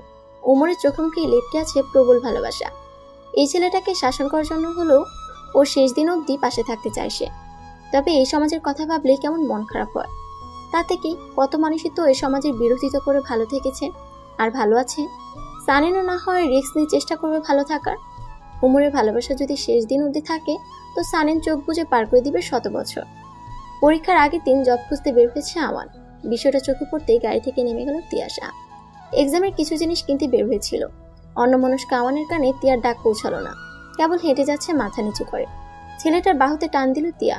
সামান্য চেঁচিয়ে বলল, কিরে, এতবার ডাকার পরও শুনছিস না কেন? ডাকছিলি আমায়? থাকিস কোথায় তুই? আর এগুলো কিসের ডকুমেন্ট? ফাইল চেক করতে লাগলো তিয়াশা। চোখ মুখ ঈষৎ লাল হয়ে উঠেছে। জবের কাগজটা ছিঁড়ে ফেলে পরপর বলল, আর ইউ সিলি, এই সামান্য বেতনে 8 ঘন্টা ডিউটি জব করবি তুই? কাল থেকে তোর ফাইনাল পরীক্ষা, তুই কি পাগল হয়ে গেলি? আমি সত্যি পাগল হয়ে গেছি টিয়া। আসলেই পাগল হয়ে গেছিস তুই। ভার্সিটির লাস্ট ডেতেও দেখলাম মন মরা। বল না কি হয়েছে তোর? কিছু না রে। আমাকে এড়িয়ে চলার চেষ্টা চালাচ্ছিস ভালো, তবে আমি কিন্তু খবর নিয়েই ছাড়বো। কফি খাবি টিয়া? না না, কফি না, চা খাবি? ওই যে দেখ, ওই মামার হাতের চা খুব ভালো। ফুটপাতে একটি দোকান দেখাচ্ছে আওয়ান। অবাক চোখে তাকিয়ে রইল টিয়া। এতটা উদ্ভট চিন্তা ভাবনা কখনো আসেনি। ছেলেটা বোধহয় চাপা কষ্টে আছে। সঙ্গ দেওয়ার জন্য হলেও চায়ের দোকানে গেল টিয়া। 2 কাপ চা নিয়ে হাঁটতে লাগলো পাশাপাশি। নীরবতায় থমকে গেছে মেঘ। বৃষ্টিকে ডাকার কথাই ভুলে গেছে। শুধুমাত্র আকাশকে কালো এক আস্তরণে আবদ্ধ করে দিয়ে ঘুমট করে রেখেছে। মুখ খুলল টিয়া। কি হয়েছে তোর? পড়াশোনা নিয়ে এত সিরিয়াস একজন, আজ এমন ছন্ন ছাড়া কেন? কুল কিনারা নেই যেন? আমি এমনটা কেন হলাম রে টিয়া? কেমন? দায়িত্ব জ্ঞানহীন। হঠাৎ এসব কি বলছিস তুই? দেখ, আমি জানি না কেন বলছিস এগুলো, তবে এর পেছনে কারণটা নিশ্চয়ই তোকে অগোছালো করে দিয়েছে। আমানের কাঁধে হাত রাখলো টিয়া। চোখে মুখে লেপটে আছে আশ্বস্তি। তাই জন্য ভরসা পেল আমার। বলা শুরু করলো অতীতের এক কাহিনী। 10 বছর আগের ঘটনা। আমি তখন খুব বেশি বড় নই, সবে 14 বছরে পা দিয়েছি। আমার বাবার সাথে মায়ের বিচ্ছেদ হয়। কাগজে কলমে নয়, মনের ভেতরের বিচ্ছেদটা হয়। তার আগের ঘটনাগুলো খুব খারাপ। জানিস, আমি হয়তো এখনো আমার বাবাকে প্রচণ্ডভাবে ভালোবাসি, তবে আমি অস্বীকার করতে পারি না সেই নিকৃষ্ট অপরাধ। প্রায় 5 কোটি টাকা লুটপাট করেছিলেন আমার বাবা। বিষয়টা আম্মি যখন জানতে পারেন তখন খুব রেগে যান। ভাগ্যক্রমে সেই কেসটা পড়ে আম্মির কাছে, তবে আম্মি পারলেন না শাস্তির রায় দিতে। অতঃপর বাবা মুক্তি পেলেন, তবুও থেমে থাকেননি তিনি। টাকার নেশায় উন্মাদ হয়ে যান। সর্বশেষ গরিবের জন্য আসা টাকা লুটপাট করেন। আম্মি তখনও পারলেন না বাবাকে শাস্তি দিতে। একসময় বাবা আরও অপরাধের দিকে ধাবিত হলেন। 1000 বার বারণ করার পরও সেদিন শুনেননি বাবা। অতঃপর আম্মি আমাদের নিয়ে বেরিয়ে আসেন আর ছেড়ে দেন বিচারকের দায়িত্ব।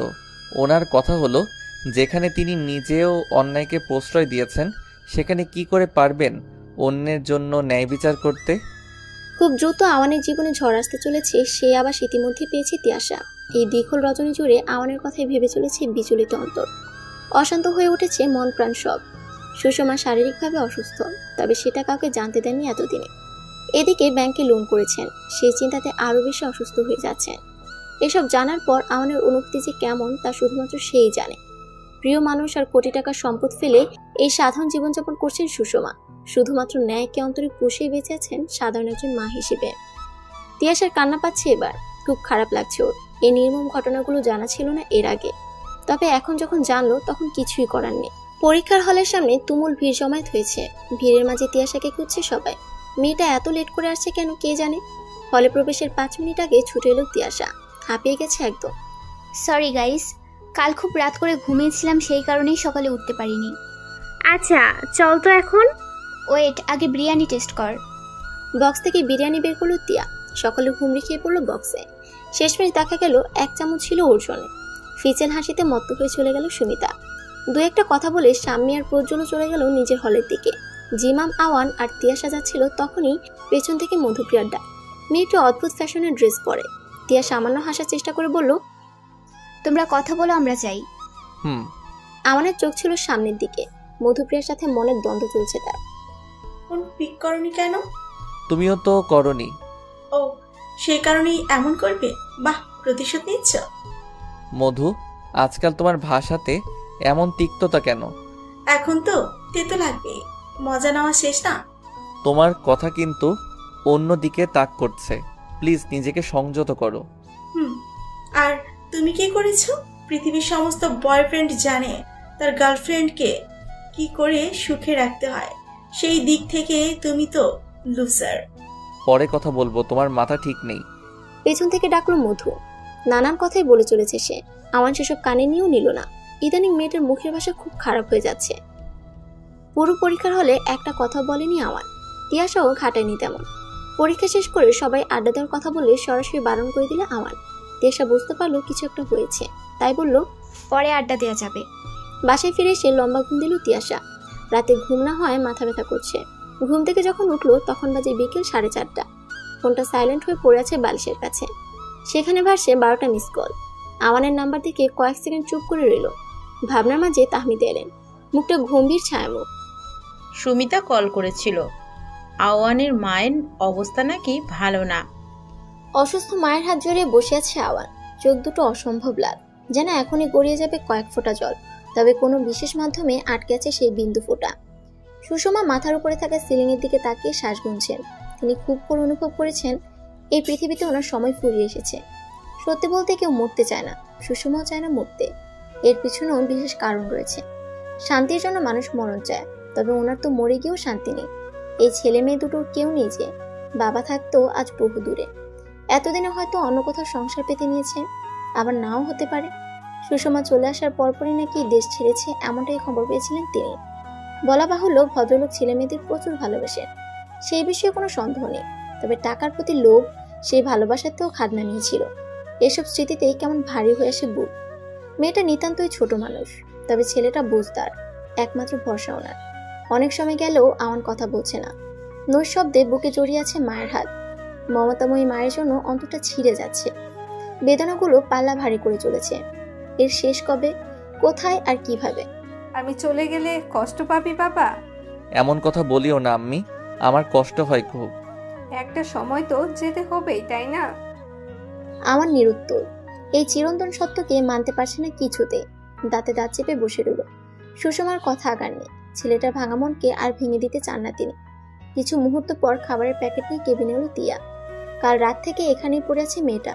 ভাগ্যিস পরীক্ষার মাঝে 4 দিনের বিশাল গ্যাপটা পড়েছে। বাটিতে স্যুপ ঢেলে নিতে নিতে আমানকে বলল তিয়াশা, কাল থেকে না খেয়ে আছিস, যা খেয়ে নে, আমি আন্টিকে খাইয়ে দিচ্ছি। তুই খাবি না? একটু পর, আন্টিকে খাইয়ে তারপর। সুষমার কাছে এগুলো তিয়া। মৃদু হেসে অতি যত্নে স্যুপটুকু বাড়িয়ে দিল।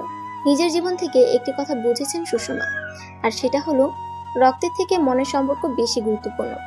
যে সম্পর্কে বন্ধুত্ব নেই সেটা সম্পর্ক নয়, সেটা প্রয়োজন মাত্র।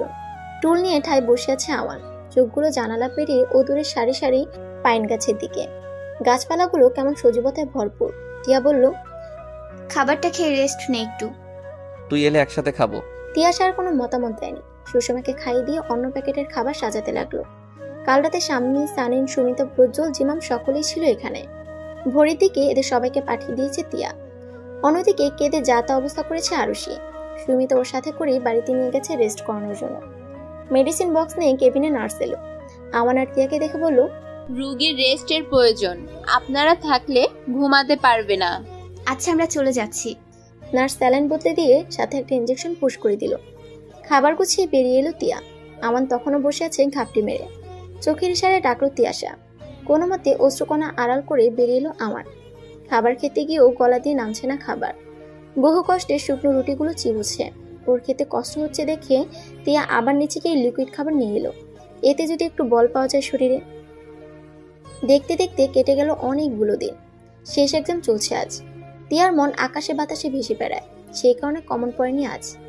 আমান চোখ পাকিয়ে বিরোধ করলো। তিয়াশা ঠোঁট উল্টানিতে বিরক্তি নিয়ে 2টো লুজ পেপার লিখেও দিল। মেয়েটাকে আর সাহায্য করা যাবে না, এতে করে নিজের প্রতি ভরসা হারিয়ে অন্যের উপর নির্ভর হয়ে যাবে। হল থেকে বেরিয়েই আমানের হাত চেপে ধরল তিয়া। ইশারা করে বলল আমান, কি দোস্ত, আন্টি সুস্থ, তুইও ঠিক আছিস, আমরা প্লেস ঘুরতে যাব। জি না, আমি যাচ্ছি না। সবাই খুব আশা করেছে রে। আমি পারবো না যেতে, তোরা যা সবাই। সামনে তাকাতে কয়েক জোড়া চোখের রোষে পড়তে হলো ওকে। অবশেষে হার মেনেই নিল। পার্কে যাবে সবাই, এটাই মনস্থির করা হয়েছিল। সেই অনুযায়ী পার্কের পথে অগ্রসর হলো। পরীক্ষা শেষ, এবার রেজাল্টের জন্য অপেক্ষা করা।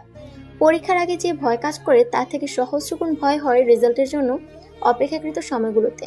তিয়াশা এক চক্কর ঘুরে এসেছে মামা বাড়ি থেকে, তবে সেখানে বেশি দিন থাকা হয়নি। পরিবেশটা ভালো লাগেনি ওর, কেমন যেন অস্বস্তিকর। মেঝেতে মাথা আর শরীর বেডে রেখে শুয়েছিল। ঠিক তখনই হুড়মুড় করে রুমে প্রবেশ করলো আমার। ওর অবস্থা দেখে হো হো করে হাসতে লাগলো। সেই হাসির শব্দে উঠে পড়লো তিয়াশা। আমানের বাহুতে চাপড় মেরে বলল, কি হয়েছে তোর? আমাকে কি জোকার মনে হয়? জোকারের থেকেও অদ্ভুত তুই। আজব কথা বলবি না তো। তাই অসময়ে কেন এসেছিস? শুধু আমি নই, দল বল সবাই এসেছে। কিন্তু কেন? কিছুটা আশ্চর্য হয়ে বলল তিয়াশা। মিচকে হাসার মতো ভাব করে ঠোঁট দুটো চিকন করে সুর বাজালো আমার। এই ছেলের অযাচিত আচরণ ভালো লাগে না একদম। তাই রুম থেকে বেরিয়ে এলো ড্রয়িংয়ে। একদল বাহিনী দেখে অবাকই হলো। তবে প্রশ্ন না করে বুয়াকে বলে নাস্তা দিতে বলল। টিভি অন করে একটা হিন্দি সিনেমায় গান বাজিয়ে বসলো কাউচে। তারপর বলল, এই অসময়ে কেন আগমন সবার? বিয়ে? কার বিয়ে? লাফিয়ে উঠল তিয়াশা। সুমিতা চোখ দুটো গোল করে শুধালো, তুই কি মজা করছিস? মানে আমি কেন মজা করব? সুমিতা ইশারা করে কিছু বলছে শাম্মীকে। শাম্মী নিজেও হতবাক। ওদের দুজনে থেকে বিরক্তিকর দৃষ্টি ফেলে সানিনকে বলল, কি হয়েছে বলতো, সবাই এই অসময়ে একসাথে? তোর বিয়ে আর তুই এই কথা বলেছিস? মানে আমার বিয়ে কে বললো তোদের? বোকা হাসি দিয়ে নিজেও চিন্তিত হয়ে গেল তিয়াশা। সকলে কেমন করে তাকিয়ে আছে। তাহমিদার সাথে কথা বলছে আমান। ভদ্রমহিলার সাথে আমানের এত কিসের কথা কে জানে। হঠাৎ করে এই ছেলের প্রতি রাগ উঠে গেল। চোখ দুটো কেন যেন জ্বালা করছে খুব। নিজের ঘরে গিয়ে ধপ করে দরজা লাগিয়ে মেঝেতে বসলো তিয়াশা। কিয়ৎক্ষণ বাদে নিজের আচরণ দৃশ্যমান হলো ওর নিকটে। চমকায়িত হয়ে চোখে মুখে পানি দিয়ে সে দাঁড়ালো আয়নার সম্মুখে। হালকা হাতে অবয়বটি স্পর্শ করে বলল, হঠাৎ করে আমি এমন করলাম কেন? তামজিদ এসেছেন অফিস থেকে। তিয়াশাকে সকলের মাঝে দেখে বললেন, এ কি মামুনি, এখনো রেডি হওনি কেন? একটু পর যাবো আপু। না না, এক্ষুনি যাও, সবাই এসে পড়বে তো। শাম্মী, ওকে নিয়ে সাজিয়ে দাও তো মামুনি। জি আঙ্কেল। শাম্মী আর সানিম জোর করে নিয়ে গেল তিয়াশাকে। সুমিতা আর আওয়ান সাজসজ্জার কাজ করে চলেছে। প্রজ্জ্বল আর জিমাম বাকি আয়োজনে ব্যস্ত। ঘরোয়াভাবে পাকা দেখার আয়োজন চলছে। তিয়াশা একটু আগে জানতে পারলো সেটা। দ্বিমত না করলেও খুব বেশি মত আছে এমনও নয়। তবে অন্তঃকরণ থেকে বাধা প্রদান হলো না। অজান্তেই সায় জানাচ্ছে মন। আয়োজন শেষ। ঘেমে একাকার আওয়ান এসির পাওয়ার বাড়িয়ে দিয়ে শার্টের দুটো বোতাম খুলে নিল। সানিন এসে বসলো ওর পাশে। ইশারা করে বোঝালো পাশের দিকে তাকাতে। শাড়ির কুচি ধরে খোলা চুল মেলে আসছে তিয়াশা। চোখে মুখে সামান্য বিরক্তিভাব। জীবনে প্রথমবারের মতো শাড়ি পরেছে কিনা, তবে অসম্ভব সুন্দর লাগছে তাকে। চোখ ফিরিয়ে নিল আওয়ান। মধুপ্রিয়া কল করেছে। টিয়া কাছে আসতেই হাতের ইশারা দিয়ে বোঝালো কল এসেছে। আওয়ান চলে গেল সাইডে। তিয়াশা সেদিকে একবার তাকিয়ে বন্ধুদের সাথে আড্ডায় মজে গেল। একবার হাসছে তো আরেকবার রাগে চোখে তাকাচ্ছে, যেন সব থেকে খুশি মানবে। আমার জন্য তোমার সময় নেই আওয়ান, দেখা সাক্ষাৎ তো বহু দূর। সকালে দুবার কল করেছি মধু, তুমি রিসিভ করনি। দেখলাম। এখন দেখা করবে কবে? কাল ভার্সিটি গিয়ে দেখা করে আসবো। না, আজই আসো প্লিজ। তিয়াশার বাড়িতে আছি, আজ আসতে পারবো না। ওই বাড়িতে কেন? ওর বিয়ের কথাবার্তা চলবে তাই। ও আচ্ছা, রাতে কল করবে বুঝলি। I miss you always and I love you জান। পরে কথা হবে, লাভ ইউ টু। কল কেটে দিয়ে থামলো আওয়ান। শ্বাসগুলো ভারী ঠেকছে এবার। মধুপ্রিয়ার প্রতি আকর্ষণটা যেন কেমন ঘোলাটে। হঠাৎ হঠাৎ কেবলই মনে হয়, তবে কি আমি ঠকাচ্ছি ওকে? পাত্রপক্ষের নিকট বসানো হয়েছে তিয়াকে। বিশ্ব সুন্দরী না হলেও রূপে গুণে কোনোটাতেই কম নয় তিয়াশা। এই ভারী মিষ্টি মেয়েটাকে আগে থেকেই পছন্দ করে রেখেছিলেন মাহমুদা। তার ছেলেটাও তেমনই রূপে গুণে সুন্দর আর নিতান্ত ভদ্রমানব। মাল্টি ন্যাশনাল কোম্পানিতে চাকরি করত। গত বছর আমেরিকান অ্যাম্বাসিতে বিশেষ পদে চাকরির অফার পাওয়াতেই মাল্টি ন্যাশনাল কোম্পানির জবটা ছেড়েছে। এখন অ্যাম্বাসিতেই জব করছে। বয়সটাও বেশি নয়, সবে 29-এ পা রেখেছে। বলা যায় তিয়াশার জন্য একদম পারফেক্ট। বাবার পছন্দের উপর কথা বলতে চাচ্ছে না তিয়াশা। তাছাড়া কথা দেখে যা মনে হলো, এতে করে আগে থেকে এই সম্বন্ধ ঠিক করা। মূলত এখন নামে মাত্র ফর্মালিটিস দেখানো হচ্ছে। একান্তে কথা বলার জন্য দুজনকে ছাদে পাঠানো হলো। তিয়াশা অন্যদিকে ফিরে রইল। ভদ্রতার খাতিরে প্রশ্নও করছে না। তবে ছেলেটা এতে মনক্ষুণ্ণ হয়েছে বটে, তবু মন খারাপ নিয়ে এগুলো সে। হাই, আমি রাজিন আজমির। শুনেছিলাম নামটা। শোনারই কথা। আফটার অল একটা সম্পর্ক শুরু হতে চলেছে। তো আপনি কি করছেন এখানে? খাওয়া দাওয়া আর ঘুমানো। কথাটা কর্ণপাত হতে পেছন ফিরে তাকালো তিয়াশা আর রাজে। ঠোঁটের কোণে হাসি রেখে কান থেকে ফোন নামিয়ে ওদের কাছে এলো আওয়ান। মধুপ্রিয়ার সাথে কথা বলছিল, তখনই রাজেন আর তিয়াশার কথাগুলো কানে আসে। রাজেন একটু অবাক হয়েছে। এই ছেলেকে নিচে দেখে নিজে। তিয়াশা মুখ বাঁকিয়ে তাকালো। ওকে পাত্তা না দিয়ে রাজেনের সাথে হাত মিলিয়ে দিল আওয়ান। হাই, আমি আরহাম আওয়ান, তিয়ার সব থেকে বাজে বন্ধু। রাজেন চমৎকার হাসলো। আওয়ানের রসিকতার সাথে তাল মিলিয়ে বলল, তাই? তাহলে তো দেখা যাচ্ছে তৃষার বন্ধু মহলের সব থেকে দুষ্টু সদস্য আপনি। আমি তো ভেবেছিলাম তিয়াশা একাই 100, এখন দেখছি তার উপরেও কেউ আছে। তিয়ার কথার কি বলবো? হ্যাঁ, একদমই বাদর প্রকৃতির। আচ্ছা, তো তিয়াশার কাজকর্মগুলো একটু শুনি। রাজেনকে দেখে বেশ আগ্রহী মনে হচ্ছে। তিয়াশা পানে তাকিয়ে রসিকতা ঢেলে আবার বলল আওয়ান। নাম্বার 1 বদমাশ মেয়ে, ছেলেদের নাকে দড়ি দিয়ে ঘোরায়। আর একটা বাজে কথা বলে মার খাবি আওয়ান। সঙ্গে সঙ্গে অভিযোগে সুর তুলে দিল আওয়ান। দেখলেন তো প্রমাণ, এমনই করে সব সময়। আপনার জীবনও কয়লা করে দিবে, মিলিয়ে নিয়েন। হো হো করে হাসতে লাগলো রাজিন। ইতিমধ্যে 2-4টে পড়েছে আওয়ানের পিঠে। ছেলেটা পিঠ মুচড়ে নিয়ে তিয়ার নাক টেনে বলল, বদের হাড্ডি তোকে পরে দেখে নিব। তোর 12টা বাজিয়ে দেবো বেয়াদব। দেখা যাবে। শ্বাস ফেলল তিয়াশা। চোখ বন্ধ করে হুঙ্কার দিবে, ঠিক তখনই মনে পড়লো তার সামনে একজন দাঁড়িয়ে। মুখটা মলিন করে বলল তিয়াশা, সরি, আমরা আসলে এমনটাই করি। It's okay, no formalities. বন্ধু মহলে থাকলে হয়ই এমনটা। রাজিন বেশ বন্ধুত্ব সুলভ আচরণ করেছে, তবে তিয়াশা মনটা ঠিক নেই। রাজিনের মুখমণ্ডল অব্দি দেখেনি ঠিক করে, অথচ রাজিন এই সময়টুকুতেই তিয়াশার সুমধুর কণ্ঠ, কান, নাক, চিবুক সহ পায়ের পাতা অব্দি সব মেপে নিয়েছে। মেয়েটার মুখের পানে তাকিয়ে মুগ্ধতার অস্ফুটন স্বরে বেরিয়ে আসলো, মেঘ জমেছে মুখে, তবুও কতটা মায়াবী। মধুপ্রিয়ার কাঁধে মাথা টেকিয়ে আছে আওয়ান। দুজনেই নিশ্চুপ বসে আছে বাঘহীন যন্ত্রের মতো। ওদের থেকে কিছুটা দূরে দাঁড়িয়েছে একটা কুচকুচে কালো রঙা বিড়াল। লেজ নাড়িয়ে দেখছে ওদের। মধুপ্রিয়াও সেই দিকেই তাকিয়ে। ভালোই লাগছে তার, মন্দ নয় এই শুষ্ক অনুভূতি। শতভাগ সত্য, প্রিয় কেউ পাশে থাকলে জীবন অন্যরকম লাগে, লাগারই কথা। বিকালটা যখন মধ্যে লগ্নে, তখনই আমারের ফোনটা বেজে উঠল। ক্যাটক্যাট আওয়াজে বিরক্তি লাগছে খুব। কেন যেন ফোন ধরার প্রয়োজন মনে হচ্ছে না, কারণ ওপাশের ব্যক্তিটি তিয়াশা। সকালে এক প্রকার ঝগড়া হয়েছে ওদের, একদমই সাধারণ বিষয় নিয়ে ঝগড়া। যুক্তি দিয়ে বিচার করলে যার কোনো মানেই নেই। যদিও এই ঝগড়ার মূল কারণ আমার নিজেই। সেসব ভাবতে ভাবতে ফোনটা সাইলেন্ট করে দিল সে। মধুপ্রিয়া ফোনের স্ক্রিনে থাকা নামটা দেখেছে, তাই বিশেষ কোনো প্রশ্ন না করে বরং ফুচকা খাওয়ার বায়না ধরল। ফুচকার পাটি হাতে নিয়েছে মাত্র, তখনই সুমিতার কল এলো মধুর কাছে। মেয়েটা কিছু আঁচ না করলো। আওয়ান বুঝলো তিয়াশার জন্য ফোন করেছে, তাই স্পষ্ট ভাষাতে বলল, কল কেটে দাও মধু, আমি জানি কেন কল করেছে। কল কেটে দিলেই বিষয়টা খারাপ হয়ে যাবে আওয়ান, একটু রিসিভ করি। কিচ্ছু হবে না, কল কাটো। মধুর থেকে ফোন নিয়ে নিজেই কল কেটে দিল আওয়ান। আবার কল এসেছে দেখতে বিরক্তিকর শব্দ তুলে যেই না সুইচ অফ করবে, তখনই 2 লাইনের একটি মেসেজ দেখতে পেল। আওয়ান কি তোমার সাথে আছে মধুপ্রিয়া? থাকলে দ্রুত বাসে পাঠিয়ে দাও প্লিজ, আন্টির শরীর খারাপ করেছে, বুঝেছো? থ হয়ে গেল আওয়ান। হাতটা অসম্ভব কাঁপুনি দিয়ে ফোনটা পড়ে গেল। মধু নীরবতার সহিত বোঝার চেষ্টা করে যাচ্ছে, তবে বিশেষ কিছু অনুধাবন হলো না। মাটি থেকে ফোন তুলে মেসেজ দেখতেই আওয়ানের পানে তাকালো, তবে ততক্ষণে ছুটতে ছুটতে 10 হাত দূরে চলে গেছে আওয়ান। পেছনের অবয়বটা দেখতে পেল সে। প্রচন্ড গতিতে ছুটে চলেছে ছেলেটা। ব্যাগপত্র গুটিয়ে নিয়ে মধু নিজেও রওনা হলো আওয়ানের বাসায়। আরও সে জ্ঞান হারিয়েছে। মায়ের মুখ থেকে রক্তবমি দেখে চেতনা ধরে রাখতে পারেনি আর। মেয়েটাকে কোলে করে ঘরে নিল জিমাম। মায়া হচ্ছে ওর, প্রচন্ড ভালোবাসে এই মেয়েটিকে। তবে এই মেয়েটার মন ভাঙার মতো করুণ কাজটা ও করতে হয়েছে ওকে। আরুষির ফ্যামিলিকে কিছুতেই মেনে নিচ্ছে না ওর ফ্যামিলি। এর কারণ স্বরূপ হেডলাইন আরুষির বাবা মায়ের বিচ্ছেদ। ওপাশের ঘর থেকে তিয়া তাড়া দিল। ঘড়ির কাঁটার দিকে তাকিয়ে বলল জিমাম, এক্ষুনি যাচ্ছি আমি, ডাক্তার নিয়ে আসছি। আওশানকে খবর দিয়েছিস? সুমিতা তো মধুপ্রিয়াকে মেসেজ পাঠিয়েছে, তবে রিপ্লাই আসেনি এখনো। তিয়ার কণ্ঠে চিন্তা গলে গলে পড়ছে। সুমিতা বালতি ভরে পানি নিয়ে এলো। তিয়াশাকে বলল মগ দিয়ে সুষমার মাথায় পানি দিতে। ভদ্রমহিলার চোখ মুখ কেমন ফুলে উঠেছে। সুন্দর মুখচ্ছায় অসুস্থতা গ্রাস করেছে ভালো করে। টিস্যু দিয়ে মুখের চারপাশে লেগে থাকা রক্তবমিগুলো মুছে দিল তিয়াশা। সুমিতা হাত পায়ে ঝুড়ুয়া গতিতে তেল মালিশ করে যাচ্ছে। চোখ দুটো ছলছল। সুষমাকে সবাই বেশ ভালোবাসে। মায়ের ছায়া দিয়ে সবাইকে শাসন করেন তিনি। একদিন খুব বড় ভুল করা থেকে বাঁচিয়েছিলেন তিনি। সেসব কথা মনে হতেই ডুকরে কেঁদে উঠল সুমিতা। তিয়াশা চোখের ইশারায় শান্ত হতে বলল।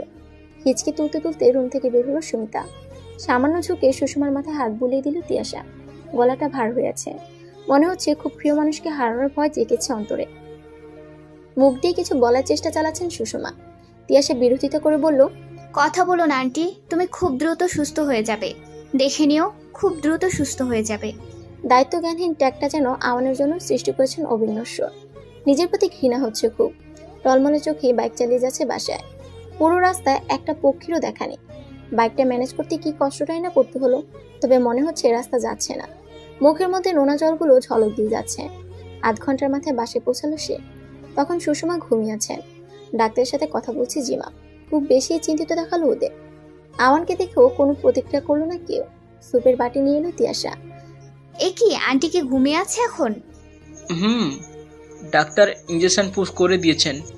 ও ঠিক আছে, আমি বরং। আওয়ানকে দেখে চমকালো তিয়াশা। কিছু বলার জন্য উন্মুখ হয়েছিলেন, তবে ছেলেটার কোটরে চলে যাওয়া চোখের পানে তাকিয়ে আর বলা হলো না। বরং খুব নম্র কণ্ঠে বলল, হাত পা ধুয়ে ফ্রেশ হয়ে বস, আমি ঠান্ডা শরবত করে দিচ্ছি। তিয়া। কাপা কণ্ঠের করুণ সুরে এক পাও আগালো না তিয়া। পা দিয়ে যেন শিকড় গুজিয়েছে। মাটির সাথে প্রবল প্রেম জেগেছে যেন। পর মুহূর্তেই সেই মাটির সাথে পায়ের প্রেমকে ডিঙ্গিয়ে কিচেনে এলো। কিচেনের জানালা খুলতে চোখে মুখে ক্লান্তি রেখা উন্মোচন হলো। নিচে মধুপ্রিয়া দাঁড়িয়ে আছে, মাত্রই হয়তো এসেছে। ড্রাইভারের সাথে কিছু একটা কথা বলে বাড়ির পথে পা বাড়ালো। ব্যক্তিগত কারণ হোক বা অন্য কোনো কারণে মধুপ্রিয়াকে পছন্দ হয়নি সুষমার। দিনগুলো খুব দ্রুত কেটে গেল যেন। অসুস্থতার আজ ৫ম মাস।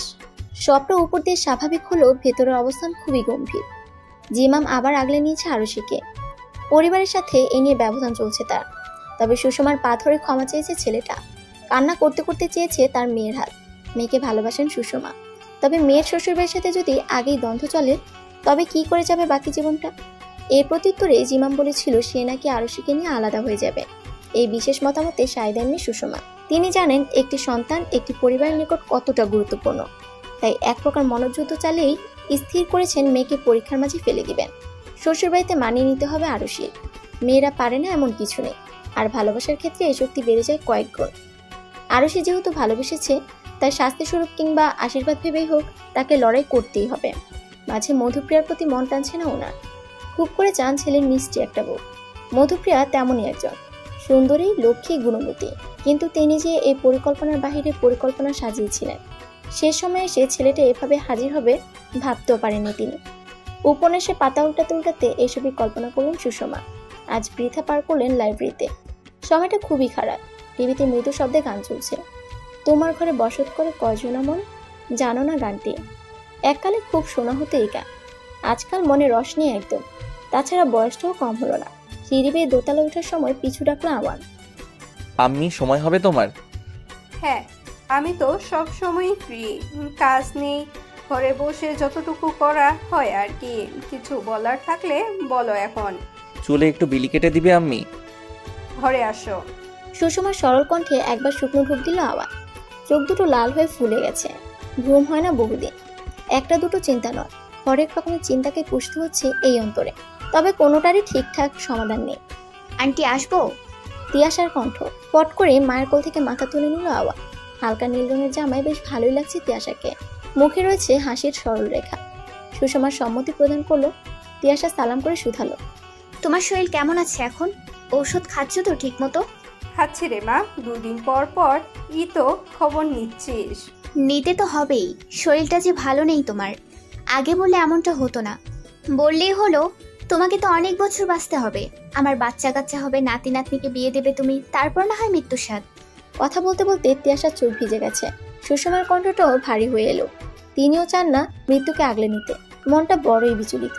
পাশে বসে থেকেও বিশেষ প্রতিক্রিয়া নেই আওয়ানের। গত 3 মাসে যা হয়ে চলেছে এতে করে পাথর বনে গেছে ছেলেটা। নিজের মনকে কড়া করে শাসন করে নিয়েছে নিশ্চিত। ফ্যাসফ্যাস কান্নার আওয়ান শুনে আরো সে ছুটে এলো। কি হলো কে জানে? মেয়েটাও মুখে হাত চেপে কান্না জুড়ে দিল। 3টে মানুষ কাঁদছে, অথচ আওয়ানের চোখ দুখানে নিষ্প্রাণ। টং করে কলিং বেজে উঠল। উত্তপ্ত শ্বাস বুকে চেপে নিয়ে মেইন ডোর খুলল আওয়ান। মধুপ্রিয়াকে এই সময় আশা করেনি সে। আজকাল বেশ আনাগোনা চলছে এই বাড়িতে। প্রভু শ্বশুরবাড়ি বলে কথা। ভেতরে আসতে বলবি না? আসো। আন্টি কোথায় গো? ঘরেই আছে। আচ্ছা বসো, পাশে কথা আছে। হাত ধরে আওয়ানকে পাশে বসিয়ে দিল মধু। মেয়েটার মুখের পানে তাকালে শুধুই দীর্ঘশ্বাস নেমে আসে বুক ছিঁড়ে। কত হাসি খুশি মেয়েটা। ঘোলা চোখের মণিগুলো মধুর অগোছালো চুলে আনাগোনা করছে। হাত দিয়ে বিন্যস্ত করে দিল সেসব চুল। হালকা স্পর্শকে গাঢ় করতে আওয়ানের হাত দুটো গালে চেপে ধরল মধু। দুটো চুমু খেয়ে বলল, ভালোবাসা সুখ দুঃখ দুটোই দেয়, তাই না? হ্যাঁ। দুজনের মাঝে নীরবতা পালন চলছে এখন। মাঝে আরো শেষে জয়েন করলো ওদের সাথে। মধুপ্রিয়ার সাথে গল্প জমিয়ে দিল আরশি। যাক, এবার মনটা ভালো হলো। তবে তিয়াশার প্রতি ক্ষীণ রাগ জমায়েত হয়েছে। এই মেয়েটা যতবার এসেছে ঠিক ততবারই সকলকে কান্নাতে ভাসিয়েছে। সুষমার রুমের কোণে এসে তাচ্ছিল হাসলো আওয়ান। তিয়াশা ওর জীবনের কষ্ট প্রতীক হয়ে এসেছে। এই মেয়ে কখনোই ভালো থাকতে দেয়নি, তবুও সে বন্ধু। আর এটাই জীবনের প্রথম শ্রেণীর ভুল। সুষমা কিছুতেই লাঞ্চ না করে ছাড়লো না তিয়াশাকে। মধুপ্রিয়া সহ সবাই একসাথে লাঞ্চে বসলো। টুকটাক গল্পের মাঝেই আসল কথাই ভুলে গেছে তিয়াশা। মাথায় হাত রেখে বলল, যার জন্য আসে সেটাই ভুলে গেছি। কোনটার কথা বলছো তিয়াপু? ওই মাঝপথে উঠতে নেই তিয়া, খাবার শেষ করে যা। পুরোটা সময়ের মাঝে এইমাত্র কথা বলল আওয়ান। এখানে এসেছে 3 ঘন্টারও বেশি সময়, অথচ একটা কথা বলেনি সে। মধুপ্রিয়াও সায় জানিয়ে বলল, খাবার শেষ করে তারপর যাও। তিয়া খাবার শেষ করলো কোনো মতে। হাত ধুয়ে সে ব্যাগ থেকে কার্ড বের করলো, ঝলমল করা লাল রঙের কার্ড। শীতল চাহনি ফেলে সেদিকে তাকালো আওয়ান। বোঝার মতো বোধক্ষমতা আছে তার। কার্ডের উপর সাইন করলো তিয়াশা। মধুপ্রিয়া সুষমার কাছে কার্ড দিয়ে বলল, সবাইকে আমার বিয়ের ফাংশনে কাম্য করছি আমি। না আসলে কিন্তু বিয়ে করব না আমি। সবাইকে আসতে হবে। খুব সেজে গুজে আনন্দ করব আমরা। রেজাল্টের আগে একটা ভালো মানের জব পেয়ে গেছে আওয়ান। অত্যন্ত খুশি মনে মিষ্টি হাতে বাসায় ফিরছিল। তখনই চোখে পড়ে রাজিন আর টিয়াকে। খুব সম্ভবত বিয়ের শপিং এসেছে। হাতে সময় কম থাকাতে সেদিকে আগালো না আওয়ান। মিষ্টির বক্স নিয়ে বাড়ির পথে ছুট লাগালো। গ্লাসে আওয়ানের বিম্ব দেখে ছুটে এলো তিয়াশা। ততক্ষণে ছেলেটা চলে গেছে অনেক দূর। এভাবে ছুটে এলেন কেন? না এমনি। ভেতরে আসুন, অনেক শপিং করতে হবে। মেয়েদের পছন্দের উপর আমার 14 পুরুষও কল্পনা করতে পারবে না। দুহাত ভর্তি শপিং করেছে তিয়াশা। রাজিন যে কৃপণ নয় সেটা খুব ভালো মতো অনুভব করেছে। তবে তিয়াশা নিজেরই খারাপ লাগছে এতগুলো টাকা খরচ করাতে। শুধু শুধু এই দামি উপহারগুলো। রাজিনের সাথে লাঞ্চ করে বাসে আসলো তিয়া। ছেলেটা কেয়ার করতে জানে বটে। তিয়াশা ঘরের ভিতরে না যাওয়া অব্দি গাড়ি নিয়ে নিষ্পলক তাকিয়ে রইল। মৃদু হেসে ভেতরে এলো তিয়া। আওয়ান মাত্র বের হওয়ার প্রস্তুতি নিয়েছে, ঠিক তখনই তিয়ার আগমন। মেয়েটাকে দেখে হালকা করে হাসলো আওয়ান। তবে তিয়া কোনো বিশেষ প্রতিক্রিয়া দিল না। শপিং ব্যাগগুলো কাউচে ফেলে নিজে ঘরে অবস্থান করলো। আলু থালু চেহারার দিকে তাকিয়ে নিজে অবাক হলো তিয়াশা। কিছু সময় এভাবেই কেটে গেছে। চোখ দুখানে নিষ্প্রভ হয়ে সামনের দিকে নিবদ্ধ। চোখে মুখে সব পানি ঝাপটা দিয়েছে। অমনি করে দরজায় বেল বাজা শুরু। দ্বার খুলে বুঝতে পারলো ওই পাশের ব্যক্তিটি আওয়ান। নিজেকে সংযত করলো তিয়া। মাথা ব্যথার অজুহাত দেখিয়ে কানে বালিশ চাপা দিয়ে শুইল। সামান্য বিব্রত বোধ করছে রাজি। আওয়ান হাত দিয়ে আশ্বস্ত করে আবার দরজা নক করলো। প্রত্যুত্তরে ভাঙা কণ্ঠের উত্তেজিত বাণী শুনতে পেল, তুই যাবি না নাকি? আমি রেস্ট নিব এখন, দয়া করে যা। আমি তো চলেই যাচ্ছি, তবে রাজিন ভাই যে অপেক্ষা করছে। ফট করে দরজা খুলে ফেলল তিয়া। আলু থালু দেহ নিয়ে সামনে গেল। রাজিনের হাতে একটা প্যাকেট, যা গাড়িতেই ফেলে এসেছিল তিয়া। ক্ষীণস্বরে ধন্যবাদ জানালো। রাজিনের হাতে সময় কম, তাই সে সকলের থেকে বিদায় নিল।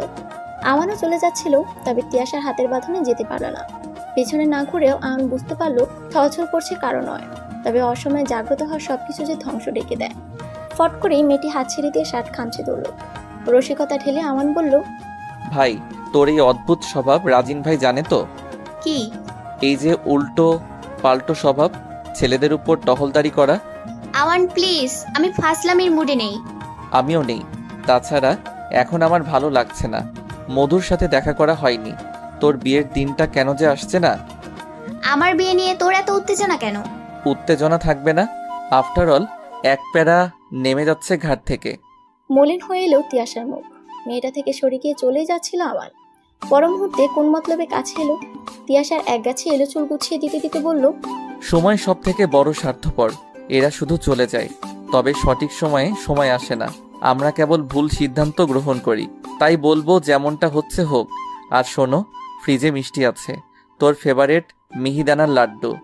সকাল থেকে অজস্র কাজকর্মের পাট চুকিয়ে এখন ঘুমোচ্ছেন তানদীপ। বাবাকে কয়েকবার ডেকে গেছে তিয়াশা, তবে ভদ্রলোক গভীর ঘুমে আচ্ছন্ন। উপায় না পেয়ে মাকে পাঠিয়ে দিয়েছে। কিছুক্ষণের মাঝে সকলকে নিয়ে আনুষ্ঠানিকভাবে হলুদের অনুষ্ঠানে শুরু হবে। দলে দলে লোকজন ভারী জমায়েত পড়েছে। একটু আগে ফোন করেছিল রাজেন। টুকটাক কথাও হয়েছে দুজনের মাঝে। রাজেন যতটা না উদ্বিগ্ন, তার থেকে বেশি উদ্বিগ্ন তিয়া। এই বিয়েটা যেন ওর কাছে সাধনা স্বরূপ। বন্ধু বান্ধবের ভরপুর বাসা, তবে তিয়াশা ব্যস্ত, ভীষণ ব্যস্ত আজ। সারাক্ষণ এইটা সেটা করে চলেছে। কেউ কেউ তো বলেই ফেললো তিয়ার অন্তর এখন বিয়ের ফুল ফুটেছে। আওয়ানের সাথে এসেছে মধুপ্রিয়া। মেয়েটিকে ভারী মিষ্টি দেখাচ্ছে। বিয়ের কোণে নাকি সব থেকে সুন্দর হয়, তবে এই কথাটা ভুল প্রমাণ করে দিল মধু। মেয়েটির সাথে হালকা আলিঙ্গন করলো তিয়া। মধু প্রশংসা স্বরে বলল, সো বিউটিফুল। কোনো বিউটিশিয়ান এসেছিল? আমি নিজেই সেজেছি। ওয়াও, তুমি তো খুব ভালো মেকআপ আর্টিস্ট। তেমন কিছু না, চলো তোমরা নাস্তা করবে। একটু থামলো তিয়া। আওয়ানের মাঝে কোনো পরিবর্তন নেই। ছেলেটির বাহুতে হালকা করে ধাক্কা দিয়ে ধ্যান ফেরালো। ইশারা করতেই বলল, তোরা যা, আমি পরে আসছি। আমি একা খাবো? তিয়া আছে তো? মধুর মন খারাপ। তিয়াশা বুঝতে পারলো বিষয়টা। আওয়ানের কথা মূল্য না দিয়ে টেনে হিসেবে বসিয়ে দিল নাস্তার টেবিলে। দুপুরে পরিবেশ ঘুমোচ্ছিল। বিকেল হতে না হতে প্রচন্ড তাপ জমেছে। ঠান্ডা শরবতের গ্লাসে চুমুক দিল আওয়ান। এক নিঃশ্বাসে শেষ করে বলল, আর কিছু খাবো না, তুমি খাও। দু একটা স্ন্যাক্স মুখে দিল মধু, আর খাওয়ার রুচি হলো না। পাশে বসে থাকা জলজান্ত মানুষটা এক গ্লাস শরবতে আহার কমপ্লিট করেছে। সেই হিসেবে দুটো স্ন্যাক্স টেস্ট করা তো বিশাল ব্যাপার। তিয়া 1 প্লেট খাবার নিয়ে এসেছে, নাকচ করার সুযোগ পেল না আওয়ান। তারপর ছেলেটার দিকে একটা পান্তুয়া পিঠে এগিয়ে দিল। অবাক চোখগুলো আরো বেশি বিস্মিত হয়ে গেছে। আওয়ান শুধালো, পিঠা? প্রতি বছরই শীতের মাঝে তোর বায়না থাকে আমি যেন পান্তুয়া পিঠা বানিয়ে নিয়ে আসি। এবার তো থাকা হচ্ছে না আর, তাই ভাবলাম আগেই বানিয়ে ফেলি। শীতল চোখে তাকালো আওয়ান। দুটো পিঠে পরপর মুখে করে বলল, খুব ভালো হয়েছে, বেস্ট একদম। সন্ধ্যার দিকে মধুপ্রিয়া বাসায় যাওয়ার জন্য তাগাদা দিল। কি যেন বিশেষ কাজ ফেলে এসেছে সে। আওয়ান বলল আর একটু থেকে যেতে, এখনই অনুষ্ঠান শুরু হবে, তবে থাকলো না। বিদায় জানানোর সময় শক্ত করে জড়িয়ে ফেলল মধুপ্রিয়া। বুকের ভেতর হু হু করে উঠল আওয়ানে। চোখ দুটো মাটির দিকে রেখে প্রশ্ন করলো, এখন না গেলে হয় না?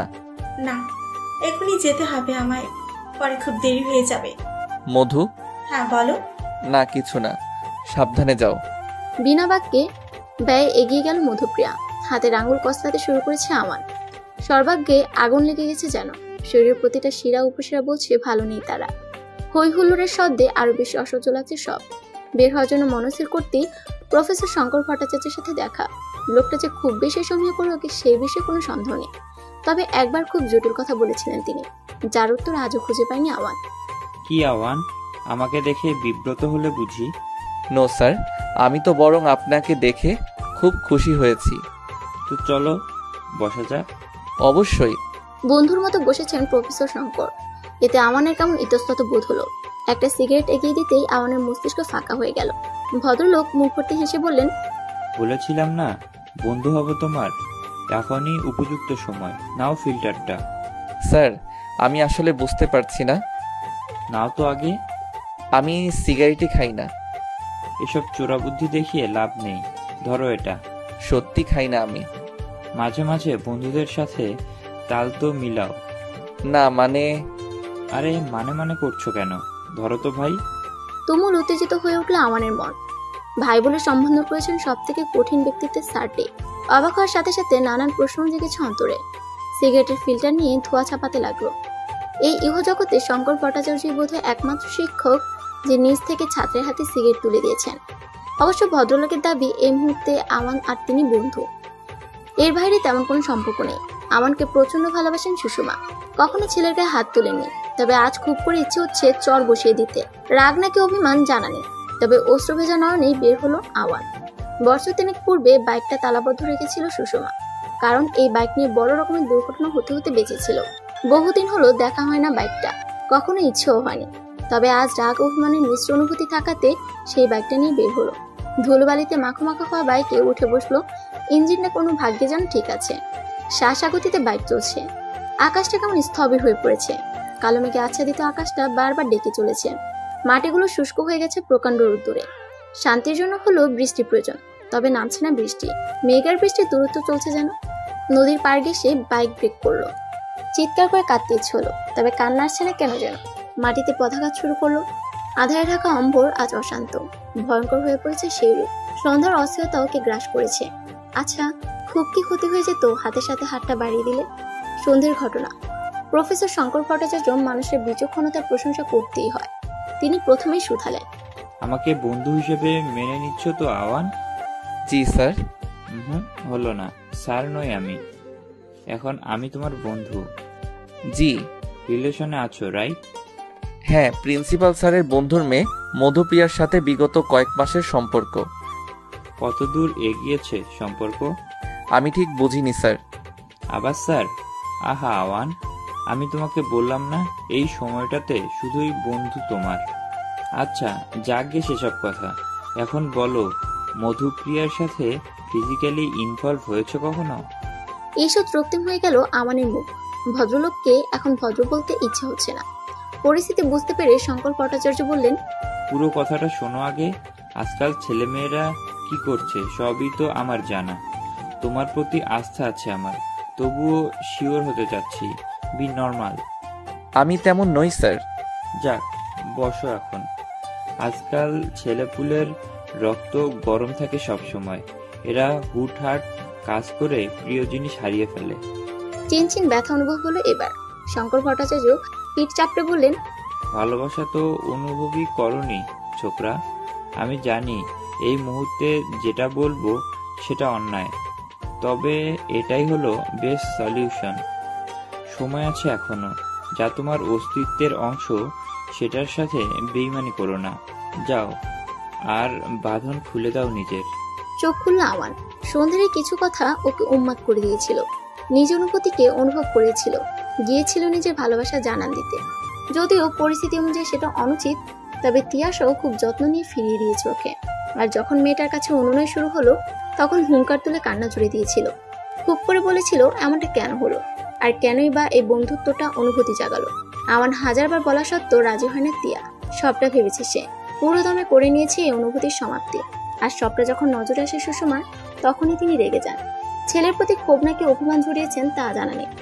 তিয়াশাকে নিজের পরিবারের অংশ করার পরিকল্পনা ছিল বহু পূর্বে, মাঝে করা ভুলটাই সব শেষ করে দিয়েছে। মাটিতে হাঁটু গেড়ে বসে পড়ল আওয়ান। চিৎকারগুলো এতটাই ভয়ঙ্কর যে পাখিরা সব এলোমেলোভাবে ছুটতে শুরু করেছে। ওর আর্তনাদে সাড়া দিচ্ছে মেঘ, ঝড়ো আবহাওয়া বহিছে চারপাশে। তবে অভিমানী বন্ধু বৃষ্টির দেখা নেই।